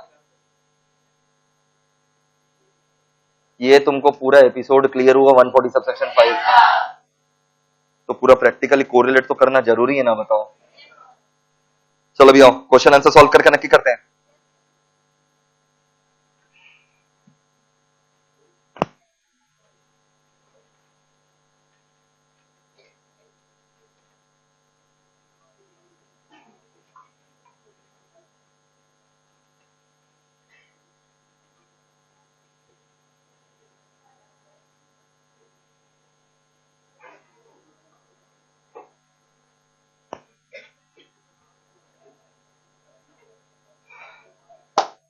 दोस्तों, so now I can say this completes my exhaustive lecture on appointment of auditor and Caro. ठीक है, अब खाली क्वेश्चन आंसर प्रैक्टिस करना है. मेरा सारा ज्ञान दिया हुआ है, खाली अब एक बार फटाफट जो है क्वेश्चन को रिव्यू कर लेना है. क्वेश्चन नंबर 1 रेडी क्या? JKT limited having 40 lakh paid up capital. Last line पढ़ो तो पहले क्या बोला? इन व्यू ऑफ मैनेजमेंट बोला internal audit is not mandatory. Internal audit का सेक्शन नंबर बताओ कौन सा था? 138. हाँ, सेक्शन 138 कॉपी निकालो सामने. सेक्शन 138 का नोट्स निकालो, कॉपी में लिखवाया हुआ होगा. एक तो लिस्टेड कंपनी था. इंटरनल ऑडिट देखो किस किस के लिए कंपल्सरी था? लिस्टेड कंपनी के लिए. दूसरा वाला unlisted public company 25 crore, 50 crore, 100 crore, 200 crore, double होते जाता था. 25, 50, 100, 200. और प्राइवेट कंपनी का लास्ट डॉट होता 100, 200. Figures are in crores of the last financial year. ये 25 करोड़ क्या था? ए भाई, सेक्शन 138 का नोट्स निकालो ना सामने यार. यू डिफाइन इंटरनल ऑडिट का प्रोविजन. 25 करोड़ क्या था? Public deposit. 50 crore PUSC. 100 crore से ज्यादा 25 करोड़ था तुम्हारा पेड़ 25 करोड़ पब्लिक डिपॉजिट, 50 करोड़ पीयूएससी, 100 करोड़ से ज्यादा लोन बोरिंग, है ना, लोन डिवेंचर बोरिंग, और 200 करोड़ क्या टर्नओवर। अब देखो ये एक पब्लिक कंपनी है क्या, बोल रहा है इसके लिए इंटरनल नॉट मैंडेटरी। आइए देख लेते हैं 40 लाख का क्या है बताओ, पेड अप कैपिटल 6। क्वेश्चन जान मुझे तेरे को 40 लाख दे रहा है ताकि तुम अपने आप को ऐसे फील करे। देख कैसे, 50 सुने थे ना, अब 50, तो ये तो 40 है, नहीं होगा। अच्छा तेरे को यहां पर लाख दे दिया ताकि तेरे दिमाग में लाख बैठ जाए, नहीं समझ में आ रहा है। जबकि अपने को तो पीओसी 50 करोड़ देखना है, 40 लाख बहुत नीचे है, बट तुमको लगेगा 50 था ना, 40 है, हाँ तो नहीं, और लाख है ना, ठीक है तो आगे भी लाख दे। तुम्हारे दिमाग में फिट करने के लिए लोग लाख दिए है, नहीं समझ में आया। 9.5 करोड़ का रिजर्व भाड़ में गया, it is not a condition. Turnover last 3 साल का, टर्नओवर लास्ट 3 साल का दिखाई दे रहा है क्या, 49, 145, 260, ये 3 साल का किसके लिए दिया है, ऐसा बच्चा के लिए जो कोई डेटा वेस्ट नहीं करता, वो बेटा 3 साल का एवरेज निकालना चालू करेगा। मजाक नहीं कर रहे हैं, अकाउंट्स में और अच्छा होगा तो ट्रेंड भी लगाएगा, वेट लगाएगा, वेट 1 2 3 करके। भाई ये सब कुछ नहीं करना है बकवास, तुमको लास्ट एकदम इमीडिएटली प्रीसीडिंग लास्ट ईयर कौन सा है, 260, तुमको 49 दिया, 145 दिया, 260, एकदम लेटेस्ट कौन सा बताओ ना, 260, तो 200 करोड़ या उससे ज्यादा है, तो इंटरनेट क्या हो जाएगा बताओ, मैंडेटरी। मैनेजमेंट को लग रहा है मैंडेटरी नहीं है, मैनेजमेंट सही है कि गलत है। In the instant case JKT limited is having a turnover of 260 crore during the preceding financial year, जो कि 200 करोड़ या उससे ज्यादा है, hence company has the statutory liability to appoint internal auditor and mandatorily conduct internal audit.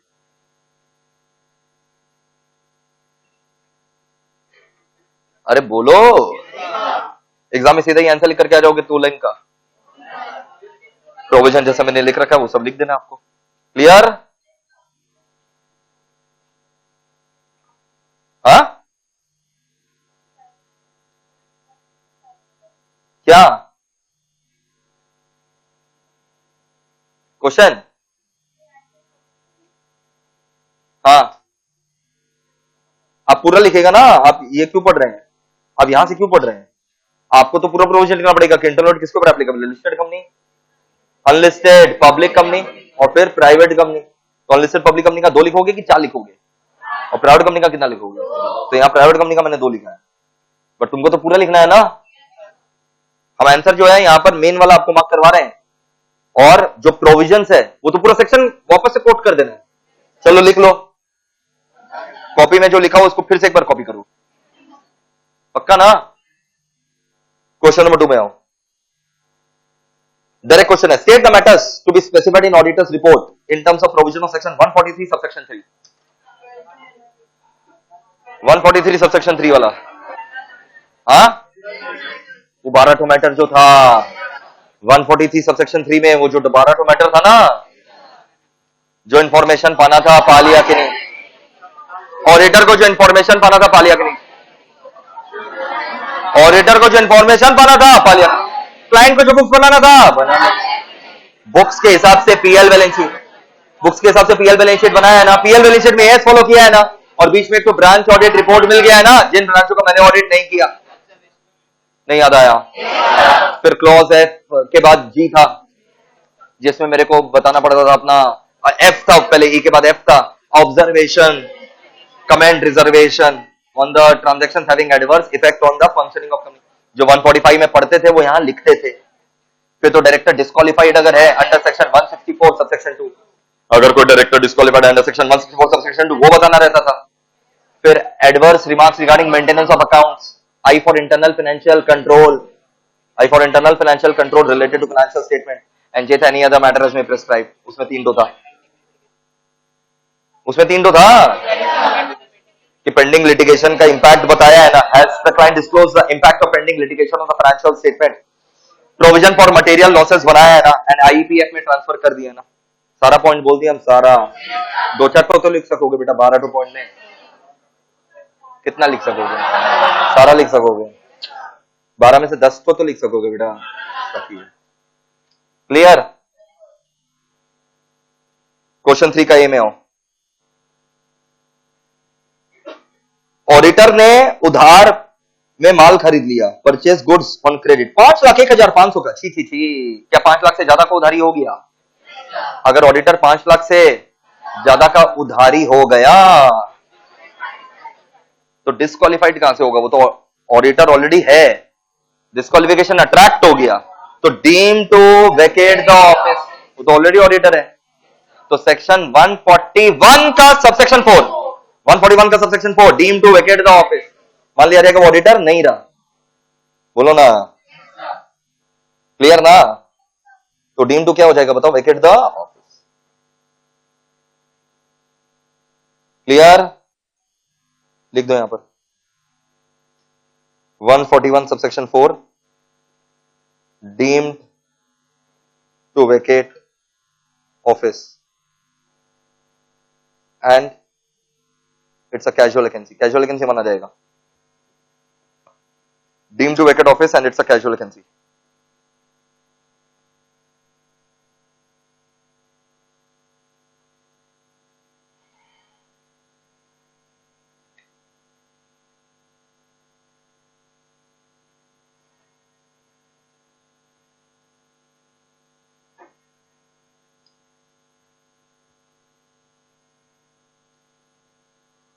पक्का?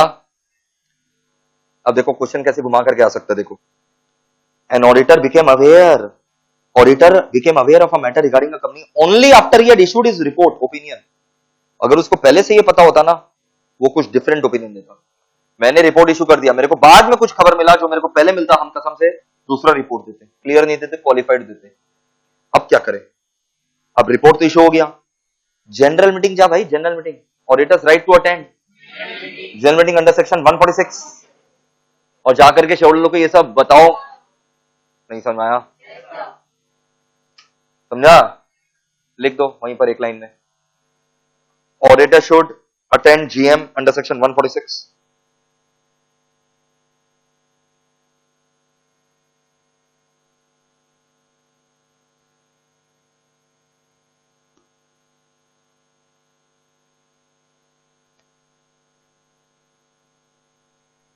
Auditor should attend GM under section 146 and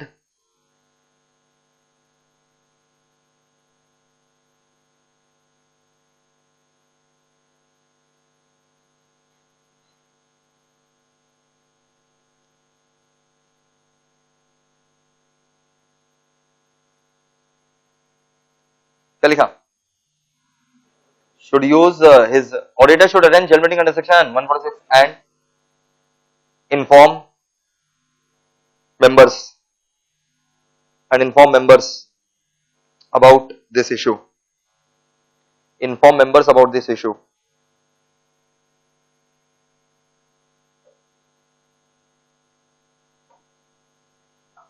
मक्खन एकदम detail answer यहां से एक बार टिक लगा दो, रीड कर लेना, खाली रीड, हाँ लर्न कुछ नहीं। क्वेश्चन 4 में आओ।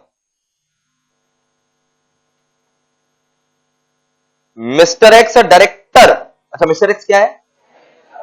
अच्छा लास्ट लाइन पढ़ो, 164 सबसेक्शन 2 के बारे में पूछ रहा है। तो 164 सबसेक्शन 2 ऑडिटर को कमेंट करना रहता था 143 सबसेक्शन 3 क्लॉज जी। ऑडिटर को अपना रिपोर्ट में लिखना पड़ता था अंडर सेक्शन 143 सबसेक्शन 3 क्लॉज जी। कॉपी खोल लो कि कहीं कोई डायरेक्टर डिस्क्वालिफाइड तो नहीं है, अंडर सेक्शन 164 सबसेक्शन 2। कॉपी खोलो, हेडिंग दिखाई दिया? बोलो ना। अब देखो यहां पर mister x is a director of measures KP private limited and mister x जो डायरेक्टर है ना केपी का, मिस्टर एक्स और एक जगह डायरेक्टर है, कहां पर बताओ ना? GP private limited, which has not filed financial statement and annual return for last 3 years, 2010-11 से 12-13 तक, लगातार 3 साल, 10-11, 11-12, 12-13, 3 साल का इन्होंने एनुअल रिटर्न जमा नहीं किया। मिस्टर एक्स जो डायरेक्टर है, वो गोगा है, he is of the opinion that he is not disqualified. उसको लग रहा है क्या दिक्कत है, चलता ही है सब, तो क्या वो डिस्क्वालिफाइड हो चुका है? हाँ, तो क्या ऑडिट रिपोर्ट में अब हम लोग को ये बात बताना पड़ेगा? बोलो। Auditor of KP private limited, auditor of बिल्कुल बताएगा कि एक्स क्या हो चुका है, डिस्क्वालीफाइड अंडर सेक्शन 164 सबसेक्शन 2। मक्खन एकदम, सब लिखवाया हुआ है आप लोग को कॉपी में, क्लियर है क्या? ये देखो,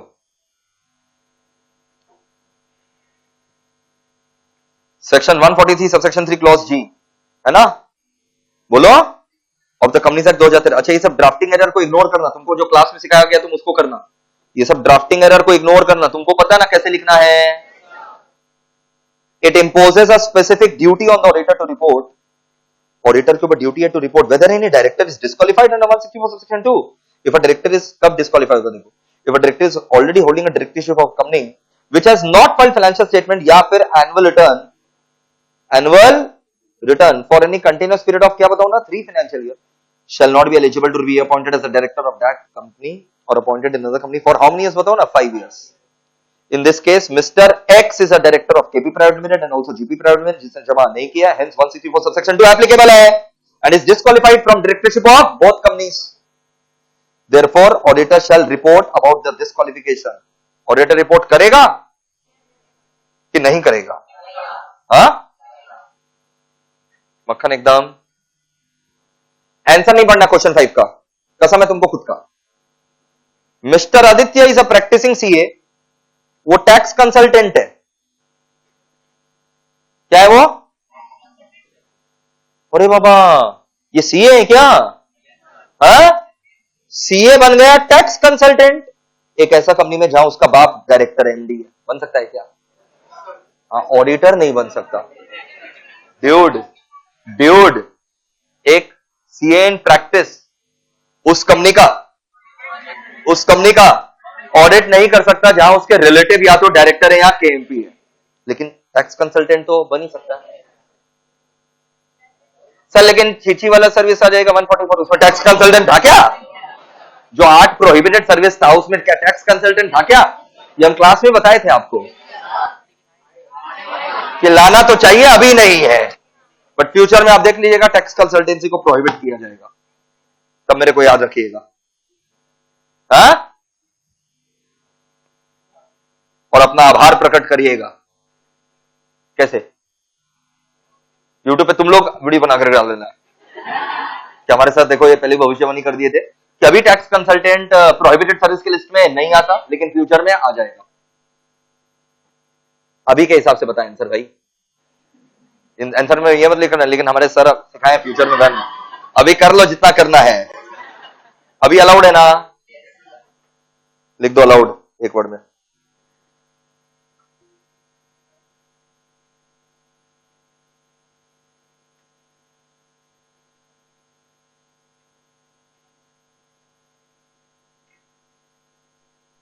क्लियर है क्या? ये क्वेश्चन 6 अभी आज ही के क्लास में पढ़े, आप खाली रीड कर लेना। ये स्पेशल नोटिस वाला देखो, ये पूरा स्पेशल नोटिस वाला है। अरे 115 नहीं दिखाई दिया, एटलीस्ट 14 डेज पहले नोटिस देना पड़ता है। हम लोग 7 दिन पहले भेजते हैं बाद बाकी मेंबर लोग को। ये खाली एक बार क्या कर लेना है, रीड। ये देखो क्वेश्चन 7 में आओ, no AGM was held for the year ended. अरे वाह, एजीएम ही नहीं हुआ। Neenu is auditor for previous 3 years, whether she can continue. हाँ, जब तक नया ऑडिटर अपॉइंट, पुराना ऑडिटर कंटिन्यू करता है। नहीं याद आ रहा है? बोलो, क्या बोले? जब तक ऑडिटर अपॉइंट, पुराना ऑडिटर कंटिन्यू करता है। लिख दो यस। एग्जाम आसान करोगे यस लिख करके? हाँ, पूरा लिख सकोगे ना रे पापा?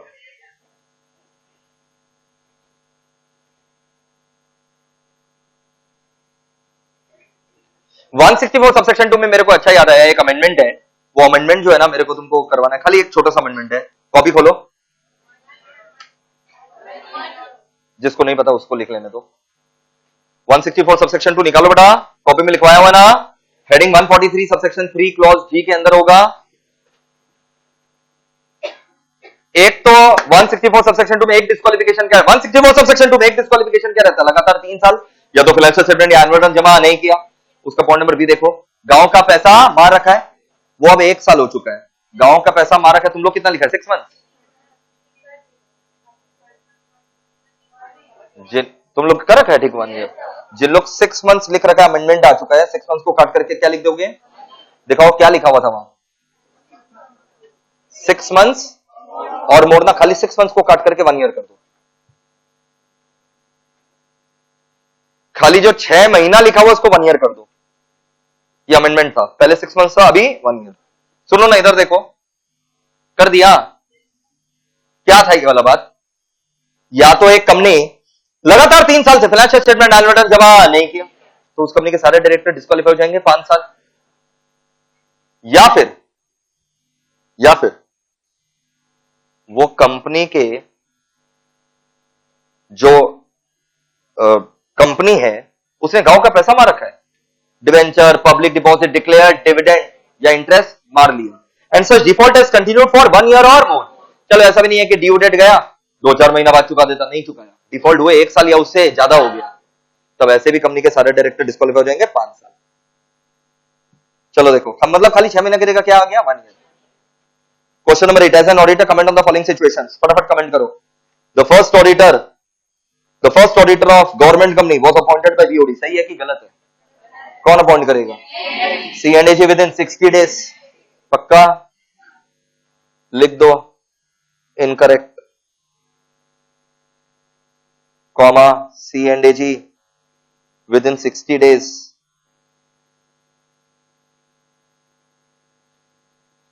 C&AG within 60 days of incorporation. C&AG within 60 days of incorporation.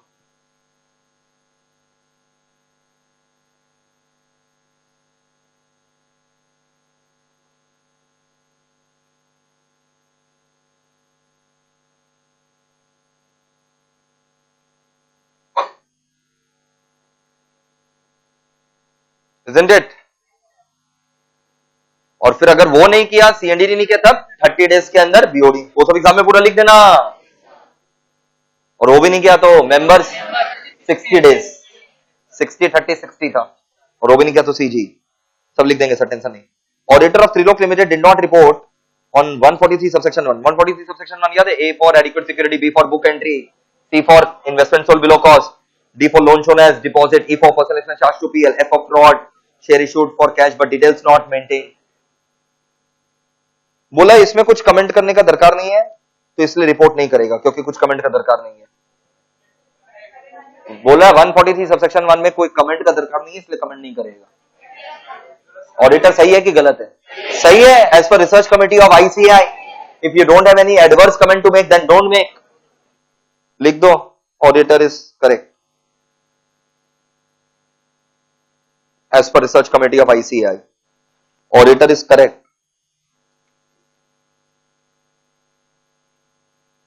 मेरे सामने अभी सब सिंपल लगता है आंसर, जब हम चुप हो जाएंगे तब टफ लगेगा। लिखा auditor is correct as per research committee of ICAI। Point C खुद से पढ़ो, पॉइंट सी और आंसर दो। Members of C limited, member लोग जो है ना कंपनी का, एक कंप्लेन फाइल कर दिया ऑडिटर के खिलाफ कि ऑडिटर ने हमको रिपोर्ट ही नहीं भेजा। Audit report he has failed to send। Auditor के खिलाफ कंप्लेन कर दिया, he has failed to send the auditor's report to them। Member का ऑब्जेक्शन सही है कि गलत है? मेंबर का ऑब्जेक्शन गलत है, क्योंकि ऑडिटर का जिम्मेदारी है कंपनी को ऑडिट रिपोर्ट देना, कंपनी भेजेगा फाइनेंशियल स्टेटमेंट के साथ। लिख दो members objection is incorrect. Members objection is incorrect.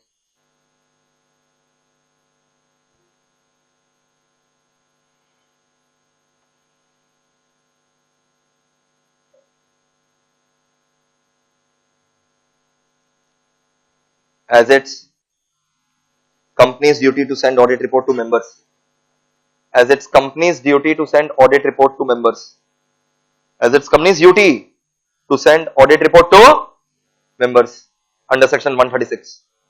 Sir ये तो पढ़े नहीं है, हाँ लेकिन मेरे को पता है इसलिए बता दे रहे, तुम कभी ना कभी तो लाइफ में पढ़ोगे।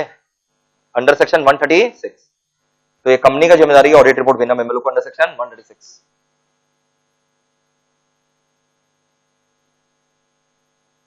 One of the director is attracted, हाँ तो फिर कमेंट करना पड़ेगा ना, लिख दो रिपोर्टिंग अंडर बताओ कौन सा section, 143 subsection 3 clause G applicable.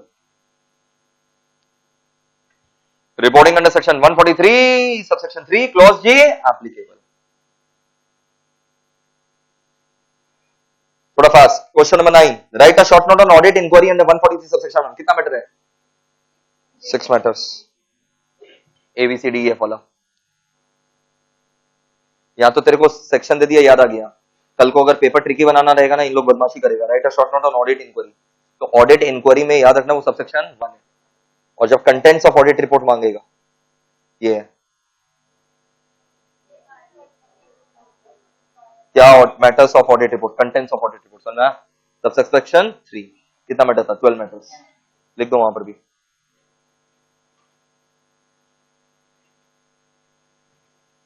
Question 2 में वो 12 मैटर्स लिखना था।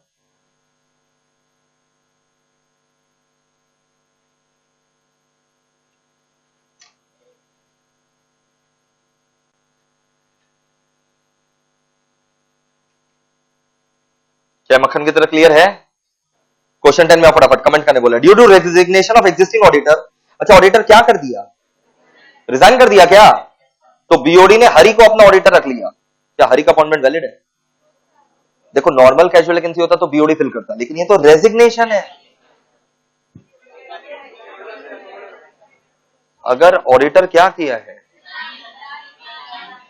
तो बीओडी फिलअप करेगा, बट कंफर्म बीओडी रेकमेंड करेगा, कंफर्म कौन करेगा? Share holder. पक्का? लिख दो invalid.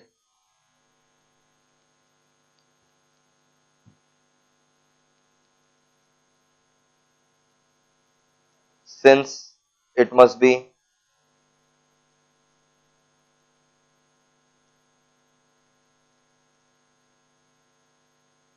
appointed by members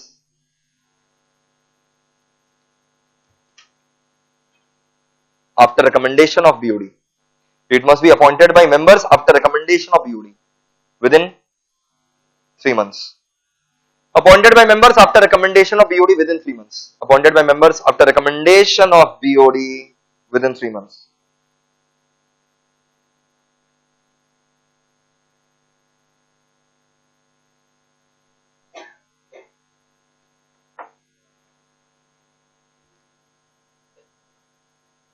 clear है? ये देखो, ये लपड़ो मस्त है। एट एजीएम एक रेजोल्यूशन पास किया, entire body of share holder, मतलब 100% मेजॉरिटी है, restricting some of the powers of statutory auditor. क्या पावर ऑफ ऑडिटर रेस्ट्रिक्ट कर सकता है? 100% शेयर होल्डर लोग फेवर में वोट किया, बोलो ऑडिटर का पावर को घटा दो। लिख दो auditor statutory powers, auditor statutory powers cannot be restricted.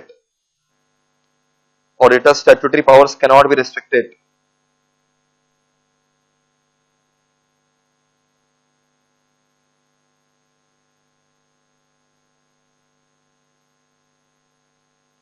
तो मतलब ये शेयर होल्डर का रेजोल्यूशन वैलिड है कि वॉइड है?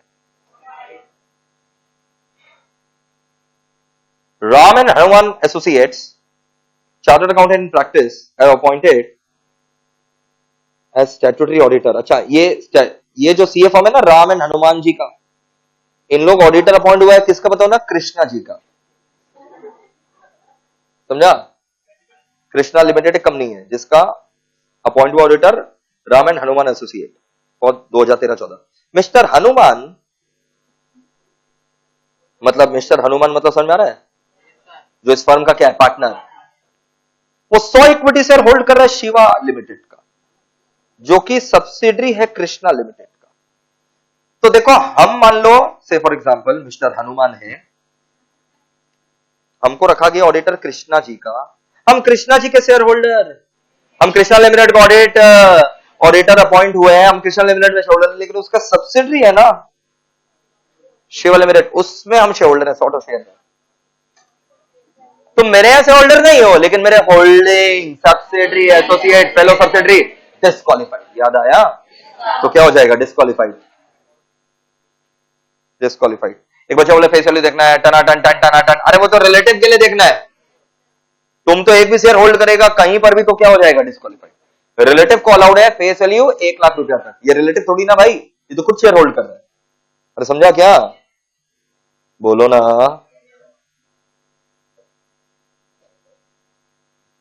Therefore, firm Ram and Hanuman associates would be disqualified. दिखाई दिया किसके कारण डिस्क्वालीफाई हुआ बताओ। सेक्शन 141 सबसेक्शन 3 क्लॉज डी का sub clause 1, 141 subsection 3 clause D का सब क्लॉज 1।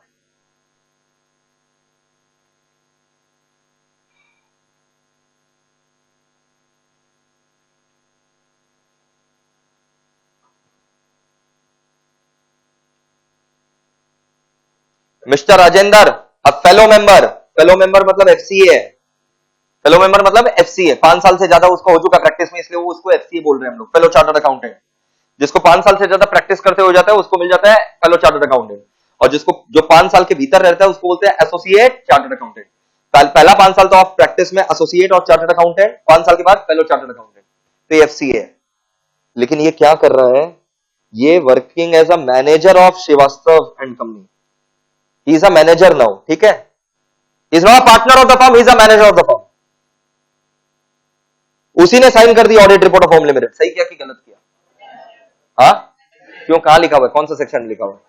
140 ना, 141 141 141 का subsection 2, only that person shall sign who is a partner and qualified chartered accountant।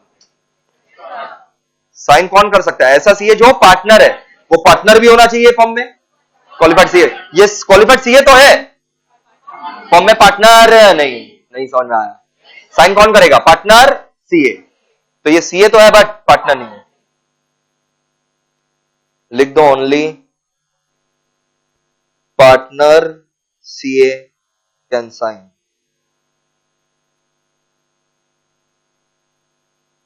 Rajendra is not a partner, so cannot sign. Only partner CA can sign. Rajendra is not a partner, so cannot sign. Clear?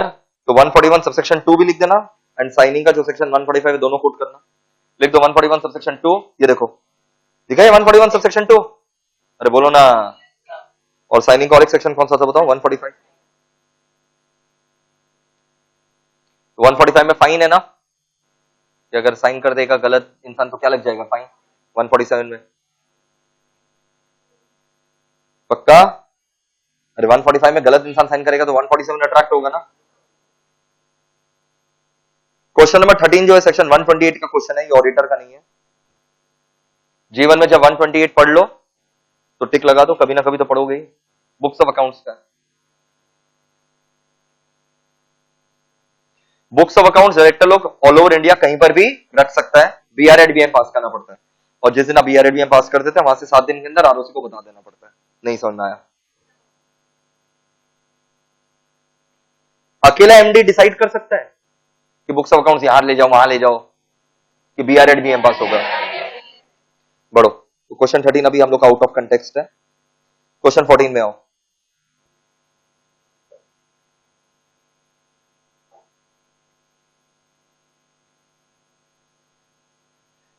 BOD complain कर दिया ICI को कि आपको auditor आता ही नहीं है, AGM नहीं आया, क्या बात है ये? सही किया कि गलत किया? क्वेश्चन समझ में आ रहा है? बीओडी कंप्लेन कर दिया आईसीआई को कि तुम्हारा ऑडिटर हम लोग के एजीएम में नहीं आया, जिसमें हम लोग ऑडिटेड अकाउंट्स के ऊपर चर्चा की है। आना पड़ेगा अनलेस अदरवाइज एग्जेम्प्टेड। या तो खुद नहीं आ सक रहे तो एक रिप्रेजेंटेटिव को भेजो, he shall also be a qualified chartered accountant, qualified to be appointed as an auditor. नहीं समझा? बोलो। ये देखो,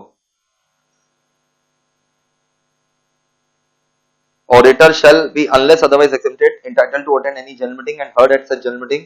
दिखाई दिया? बोलो।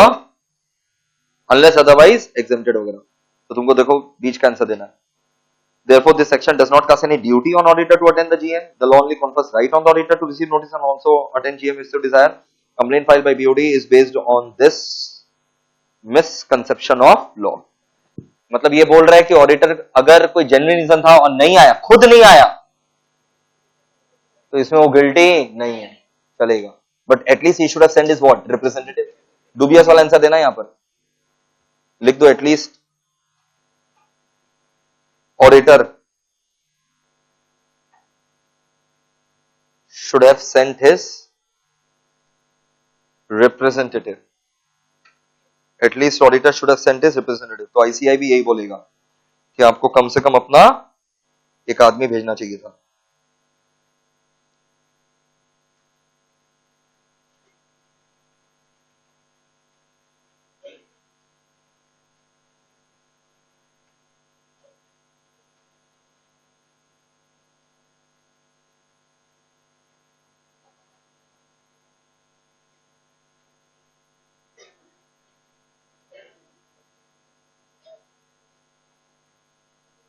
Next question. अभी आपके काम का नहीं है, बढ़िया. क्वेश्चन 15 जो है ना, खाली प्योर ऑडिट वाले बच्चे रीड कर लेंगे. खाली प्योर ऑडिट वाले बच्चे रीड करेंगे और वो भी बाद में फिर से आएगा. या ऑडिटर से क्वेश्चन नहीं है. Question 16 copy notes. Question 16 copy notes. कब करेंगे ये? कॉपी में लिखवा रखे हैं रे. 15-16 पॉइंट लिखवाए थे टनाटन एकदम. 17 खुद से पढ़ो. क्वेश्चन 17 खुद से पढ़िए वेरी फास्ट.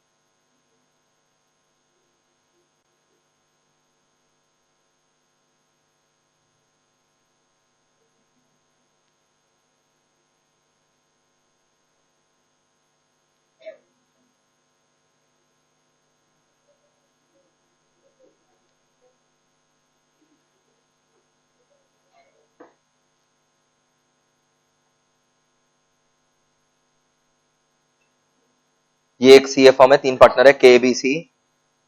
सेम हम लोग का भी एक एग्जांपल हम लोग किए थे. K is also in whole time employment elsewhere, तो 0 मिलेगा इसको.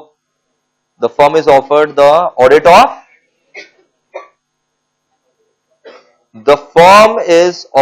क्या बताओ ना, ABC and it is already holding the audit of क्या 40 कंपनीज. खाली अगर ये क्वेश्चन पढ़े तो बी के नाम पर 20 है, सी के नाम पर 20, कितना हो गया 40. तो 40 ऑलरेडी कर रहा है, उस हिसाब से एबीसी का ऑडिट एक्सेप्ट नहीं कर सकता. समझ में आ रहा है क्या बोला जा रहा है? अरे बोलो. Sure, very sure. तो बस लास्ट में यहां लिख दो ना, कैन नॉट. बहुत सिंपल था इसमें, हाथी घोड़ा तो कुछ है नहीं, बहुत सिंपल है. अरे कितना पार्टनर है? 3. होल टाइम एम्प्लॉयमेंट एल्सवेयर को 0, 20 कितना 40, ऑलरेडी 40 कर रहा है. कोई इंटरनल ऑडिट वगैरह इसमें कुछ शामिल नहीं है, तो 40 कर रहा है, तो और एबीसी लिमिटेड ऑडिट एक्सेप्ट नहीं कर सकता. ये देखो,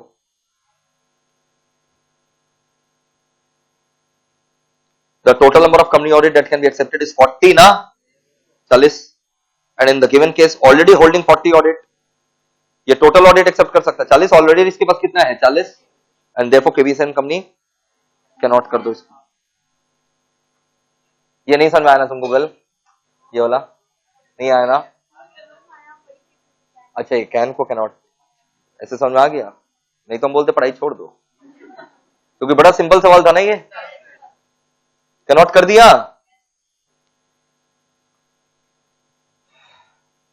eight AGM mister R is a retiring auditor. 5 साल हो चुका है, रीअपॉइंट हो गया ऑटोमेटिकली. अरे समझा क्या? तो क्या बोल रहा है? claims that he has been reappointed automatically as intended resolution of which a notice has been given to upon Mr. P could not be proceeded with due to P's death. अच्छा, पक्का स्पेशल नोटिस आया होगा 115 में, special notice दिया गया होगा 115 वाला company को कि जो हम लोग का रिटायरिंग ऑडिटर है आर को रीअपॉइंट मत करो, किसको करो, पी को। एजीएम में आर रीअपॉइंट ना हो उसके रहेगा पी हो, उसका स्पेशल नोटिस आया होगा। लेकिन पी जो है ना वो मर गया तो उसके नाम पर चर्चा नहीं हुआ, तो केस का मतलब आर रीअपॉइंट हो गया क्या? बिल्कुल नहीं, क्योंकि मेंबर लोग तो बोल दिया ये रीअपॉइंट नहीं हो। समझा? बोलो ना। तो claim of R would not hold good, R गलत है। आर बोला था ना ऑटोमेटिक रीअपॉइंटमेंट हो गया, आर गलत है। क्लियर? बाद में पढ़ो।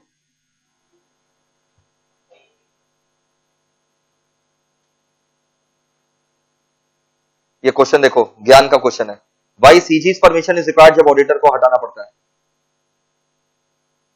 समय के पहले, बट बाद में अगर हटाए तो नहीं रिक्वायर रहता है ना। अगर ऑडिटर का टेन्योर खत्म हो जा रहा है तो उसकी जगह किसी और को तो रीअपॉइंट कर सकते हैं ना रे। उस समय तो सीजी का परमिशन नहीं चाहिए, बट टेन्योर खत्म होने के पहले सीजी का परमिशन क्यों चाहिए? To maintain independence. नहीं तो आप उसको धमकी देंगे, हटा देंगे, मेरे हिसाब से रिपोर्ट दो। तो ये ज्ञान का क्वेश्चन है, ऑलरेडी क्लास में डिस्कस्ड है, खाली read.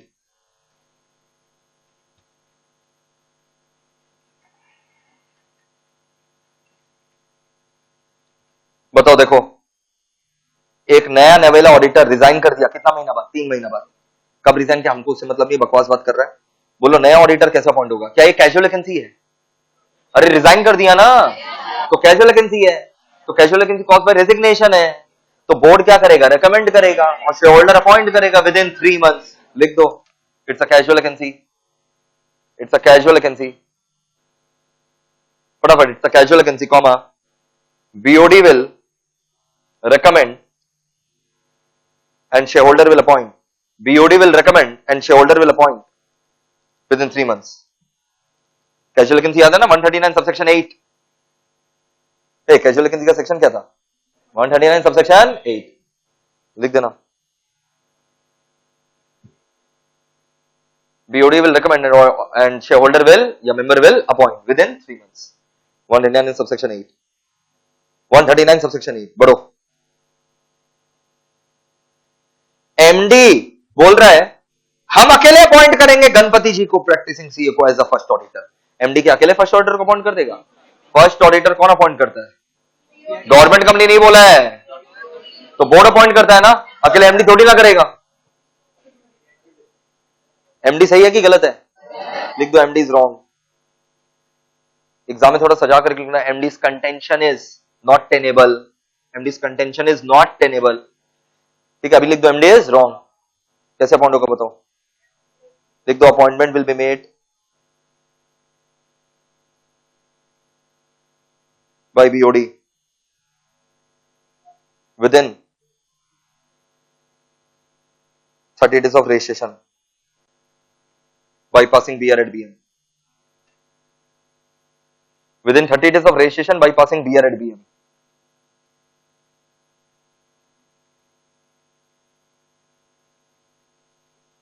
PBS and associate form of CA. Question 22 में आ जाइए। कितना पार्टनर है? मुंह खोल करके फटाफट बोलो। 3 मतलब कितना? अरे 3 पार्टनर मतलब कितना? 60 60 ना। ऑलरेडी कितना ऑडिट है? ऑलरेडी 45 है। हाँ, और 20 ऑफर मिला है, कितना हो जाएगा? 65। और कुछ एग्जामिशन वाला नहीं है तो कितना कर सकता बताओ? 15। लिख दो, it can accept only 15। Provisions पहले लिख दोगे ना, इट कैन एक्सेप्ट ओनली 15। ये देखो, खाली 15 ही ले सकता है। 141 सबसेक्शन 3 क्लॉज जी, सीलिंग लिमिट। बोलो कितना क्वेश्चन हो गया? 22। उसके बाद देखो 22 तक हो गया ना, फिर ये देखो यहां से 23 से, ये सब कब करेंगे? 23 से लेकर के, हाँ 36 तक हो रखा है। 37 सेक्शन 128 से रिलेटेड है, जब वो होगा तब पढ़ेंगे। 38 में आओ। अब थोड़ा फास्ट ना, करेक्ट इनकरेक्ट है बहुत सारा।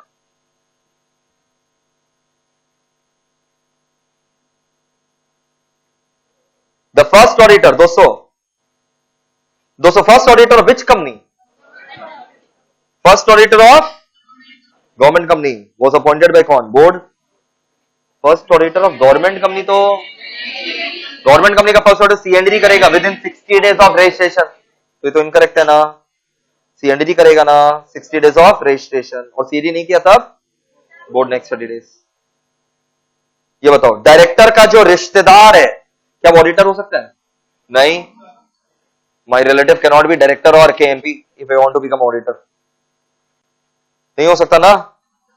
141 सबसेक्शन नंबर कौन सा? 3। पक्का? कोई क्लॉज नंबर बताना चाहे तो बता सकते हैं। F।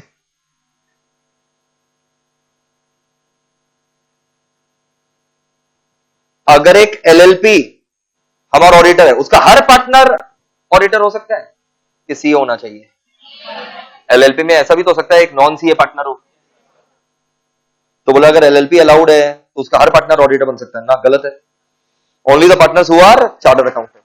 हाईलाइट करते चलो जो हाईलाइट किया, इनकरेक्ट क्यों है? Because only the partners who are chartered accountant. 141 subsection 2 में लिखा हुआ है।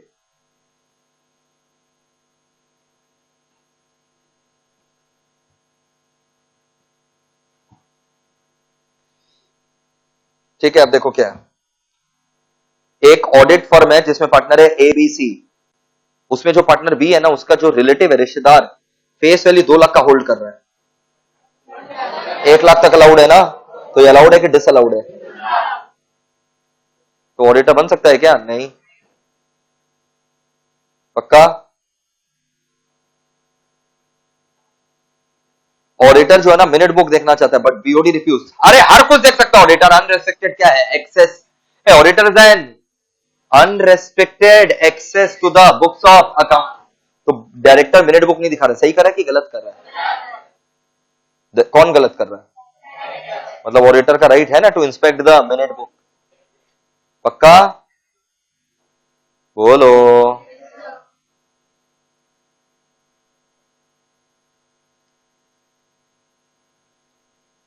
यहां एक मिसप्रिंट सही कर लेना पहले तो। 20 को 50 करना है,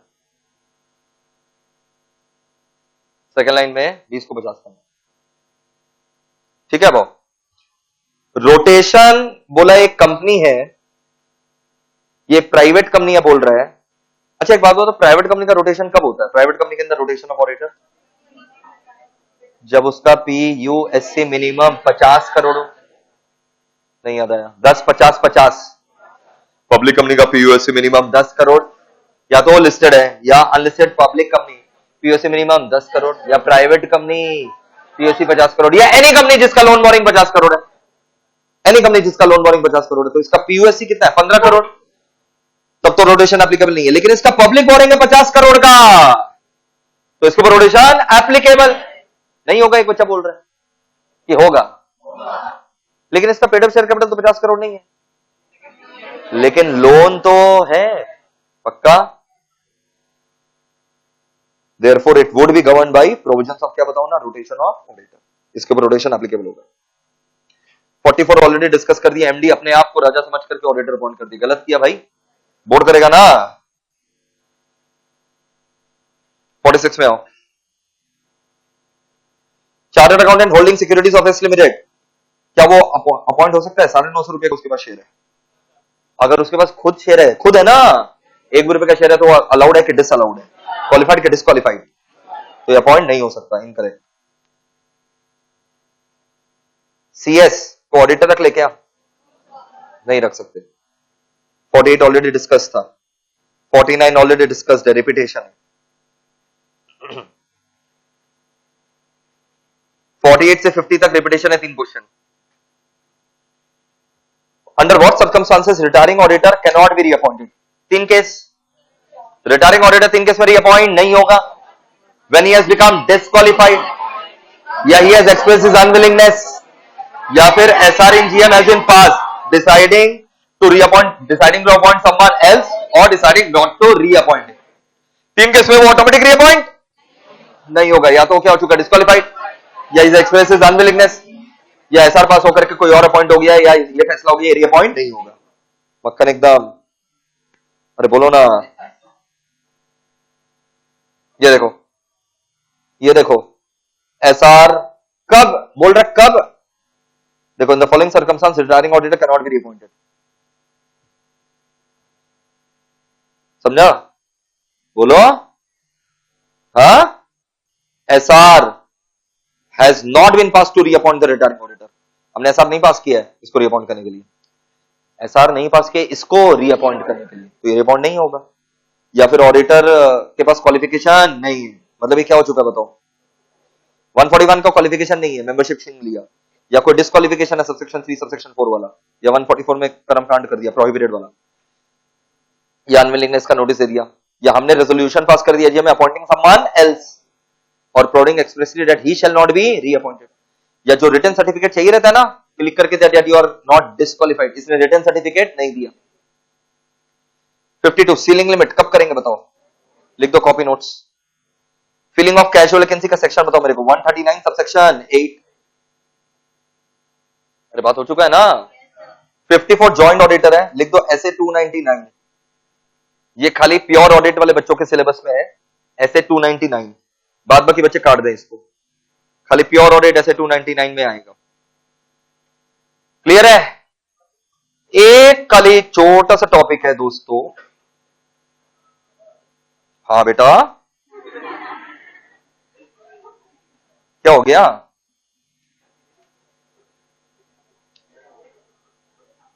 ऑडिटर्स लियन,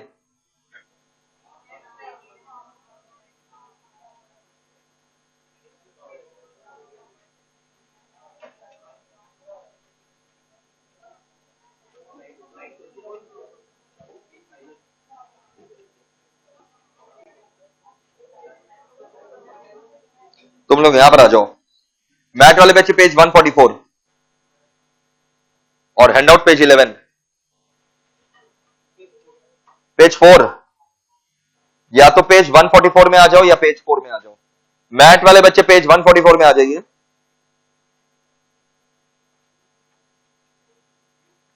पेज 144, और हैंडआउट वाले बच्चे पेज 4 में आओ। भाई 11 कौन चिल्ला रहा है रे? पेज 4 में आओ।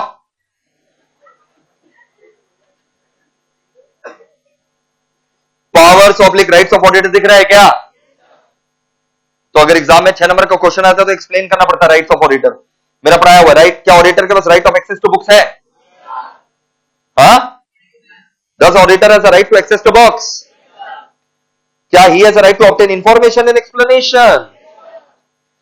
तो आप ये वाला खाली एक बार रीड करेंगे,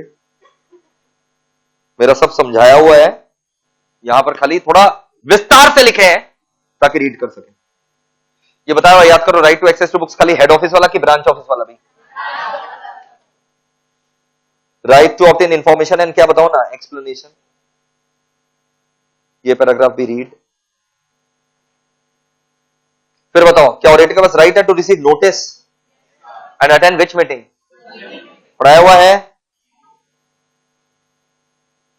auditor has right to report to किसको बताओ ना, मेंबर्स। अरे रिपोर्ट भी तो करेगा मेंबर्स को, क्या तो राइट ऑलरेडी तुमको पता है, हम इकट्ठा कर रहे हैं ऑडिटर का right. Auditor has right to क्या बताओ, inspect the books of accounts, seek information and explanation, right to receive the notice and attend general meeting, right to give audit report, issue audit report, okay, and right to lien. अब ये right to लियन क्या सुनो, इधर देखो, बहुत simple है। Auditors right to लियन क्या बोलता है? If client has not paid the audit fees, auditor has a right to retain his books of accounts. Client has not paid the audit fees, auditor has a right to retain the books of accounts. Lien मतलब to retain. अगर मैंने audit complete कर दिया और client ने अभी तक मेरा फीस नहीं दिया, मैं भी उसका बुक्स ऑफ अकाउंट्स वापस नहीं करूंगा, रिटेन कर लूंगा। उसका बुक्स ऑफ अकाउंट्स जो मेरे कस्टडी में, ऑडिटर के कस्टडी में, वापस नहीं करेंगे। तुमने मेरा फीस मारा, मैं तुम्हारा बुक्स ऑफ अकाउंट्स मारूंगा। टिट फॉर जैसे पे, जैसे कहा महले पे ईट का जवाब, फीस नहीं देने का जवाब, बुक्स ऑफ अकाउंट्स नहीं देने से। थोड़ा सा चीप नहीं लग रहा है? आईसीआई का ये थोड़ा सा ओपिनियन चीप नहीं लग रहा है आपको? क्या चीप बाबू? पेट का सवाल है बाबू। जिस चीज के लिए ऑडिटर ऑडिट किया फीस के लिए, वही तो मार लिया बाबू। बाबू तुम्हारा बुक्स ऑफ अकाउंट्स भी अगर मेरे पास है, हम उसको अपने कस्टडी में रख के रखेंगे जब तक तुम फीस नहीं दे देता। इस बात को institute of chartered accountants of England and Wales ने भी सपोर्ट किया। Institute of chartered accountant of England and Wales का भी यही मानना है, बट इसमें भी ऑडिटर को थोड़ा सा प्रोफेशनलिज्म दिखाने बोला गया। बोला आप केवल उसी क्लाइंट का बुक्स मारिएगा जिस क्लाइंट ने आपका फीस मारा। मतलब ऑडिटर ऐसा खुन्नस नहीं निकाल सकता, सब एक जैसा है तुम्हें, हम किसी का बुक्स वापस नहीं करेंगे, पहले बोलो उसको फीस देने मेरा। ऐसा नहीं कर सकते। जो क्लाइंट फीस मारा है उसी का बुक्स ऑफ अकाउंट्स आप रिटेन कर सकते हैं। नहीं समझा? आप ऐसा नहीं बोल सकते तुम लोग सब क्लाइंट लोग एक जैसा है, किसी का बुक्स ऑफ अकाउंट्स वापस नहीं, पहले मेरा फीस ला कर दो। जो फीस मारा उसी का बुक्स मारो। दूसरा चीज, बुक्स रिटेन कर सकते हो, रीगेन नहीं। रिटेन है तो रखो, दो मत, बट दे दिए हो तो अब कुछ नहीं हो सकता, लियन नहीं हो सकता, जाकर के कोर्ट में केस लड़ो। मान लो ऑडिटर बुक्स वापस कर दिया था, फिर क्लाइंट फीस देने से मना कर दिया, तो हम क्या बोलेंगे? ठीक है चलो कोई बात नहीं, मेरा एक दो काम बाकी है, दो छोटा वाउचर फाड़ करके ले आए, एक तो बुक यहां डाल करके ले आए। ऐसा नहीं कर सकते। आपके पास है तो रखो, मत दो। आप वापस कर दियो तो अब आप रिगेन नहीं कर सकते, चोरी वोरी नहीं कर सकते। You can not obtain it through irregular means. तीसरा बात, आप ये हरकत तभी कर सकते हो जब आपने पूरा ऑडिट कर दिया है।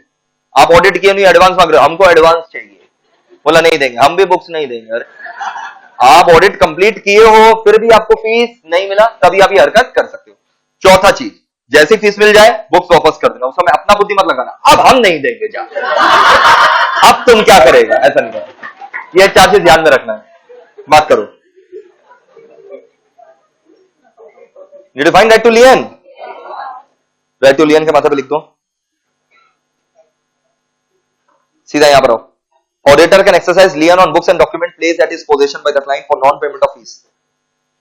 ऑडिटर बुक्स के ऊपर लियन कर सकते हैं for non payment of fees. बिल्कुल सही है, क्योंकि हम बताएं अगर ऑडिटर बेचारा ऐसा कर ले, एडवांस फीस ले ले।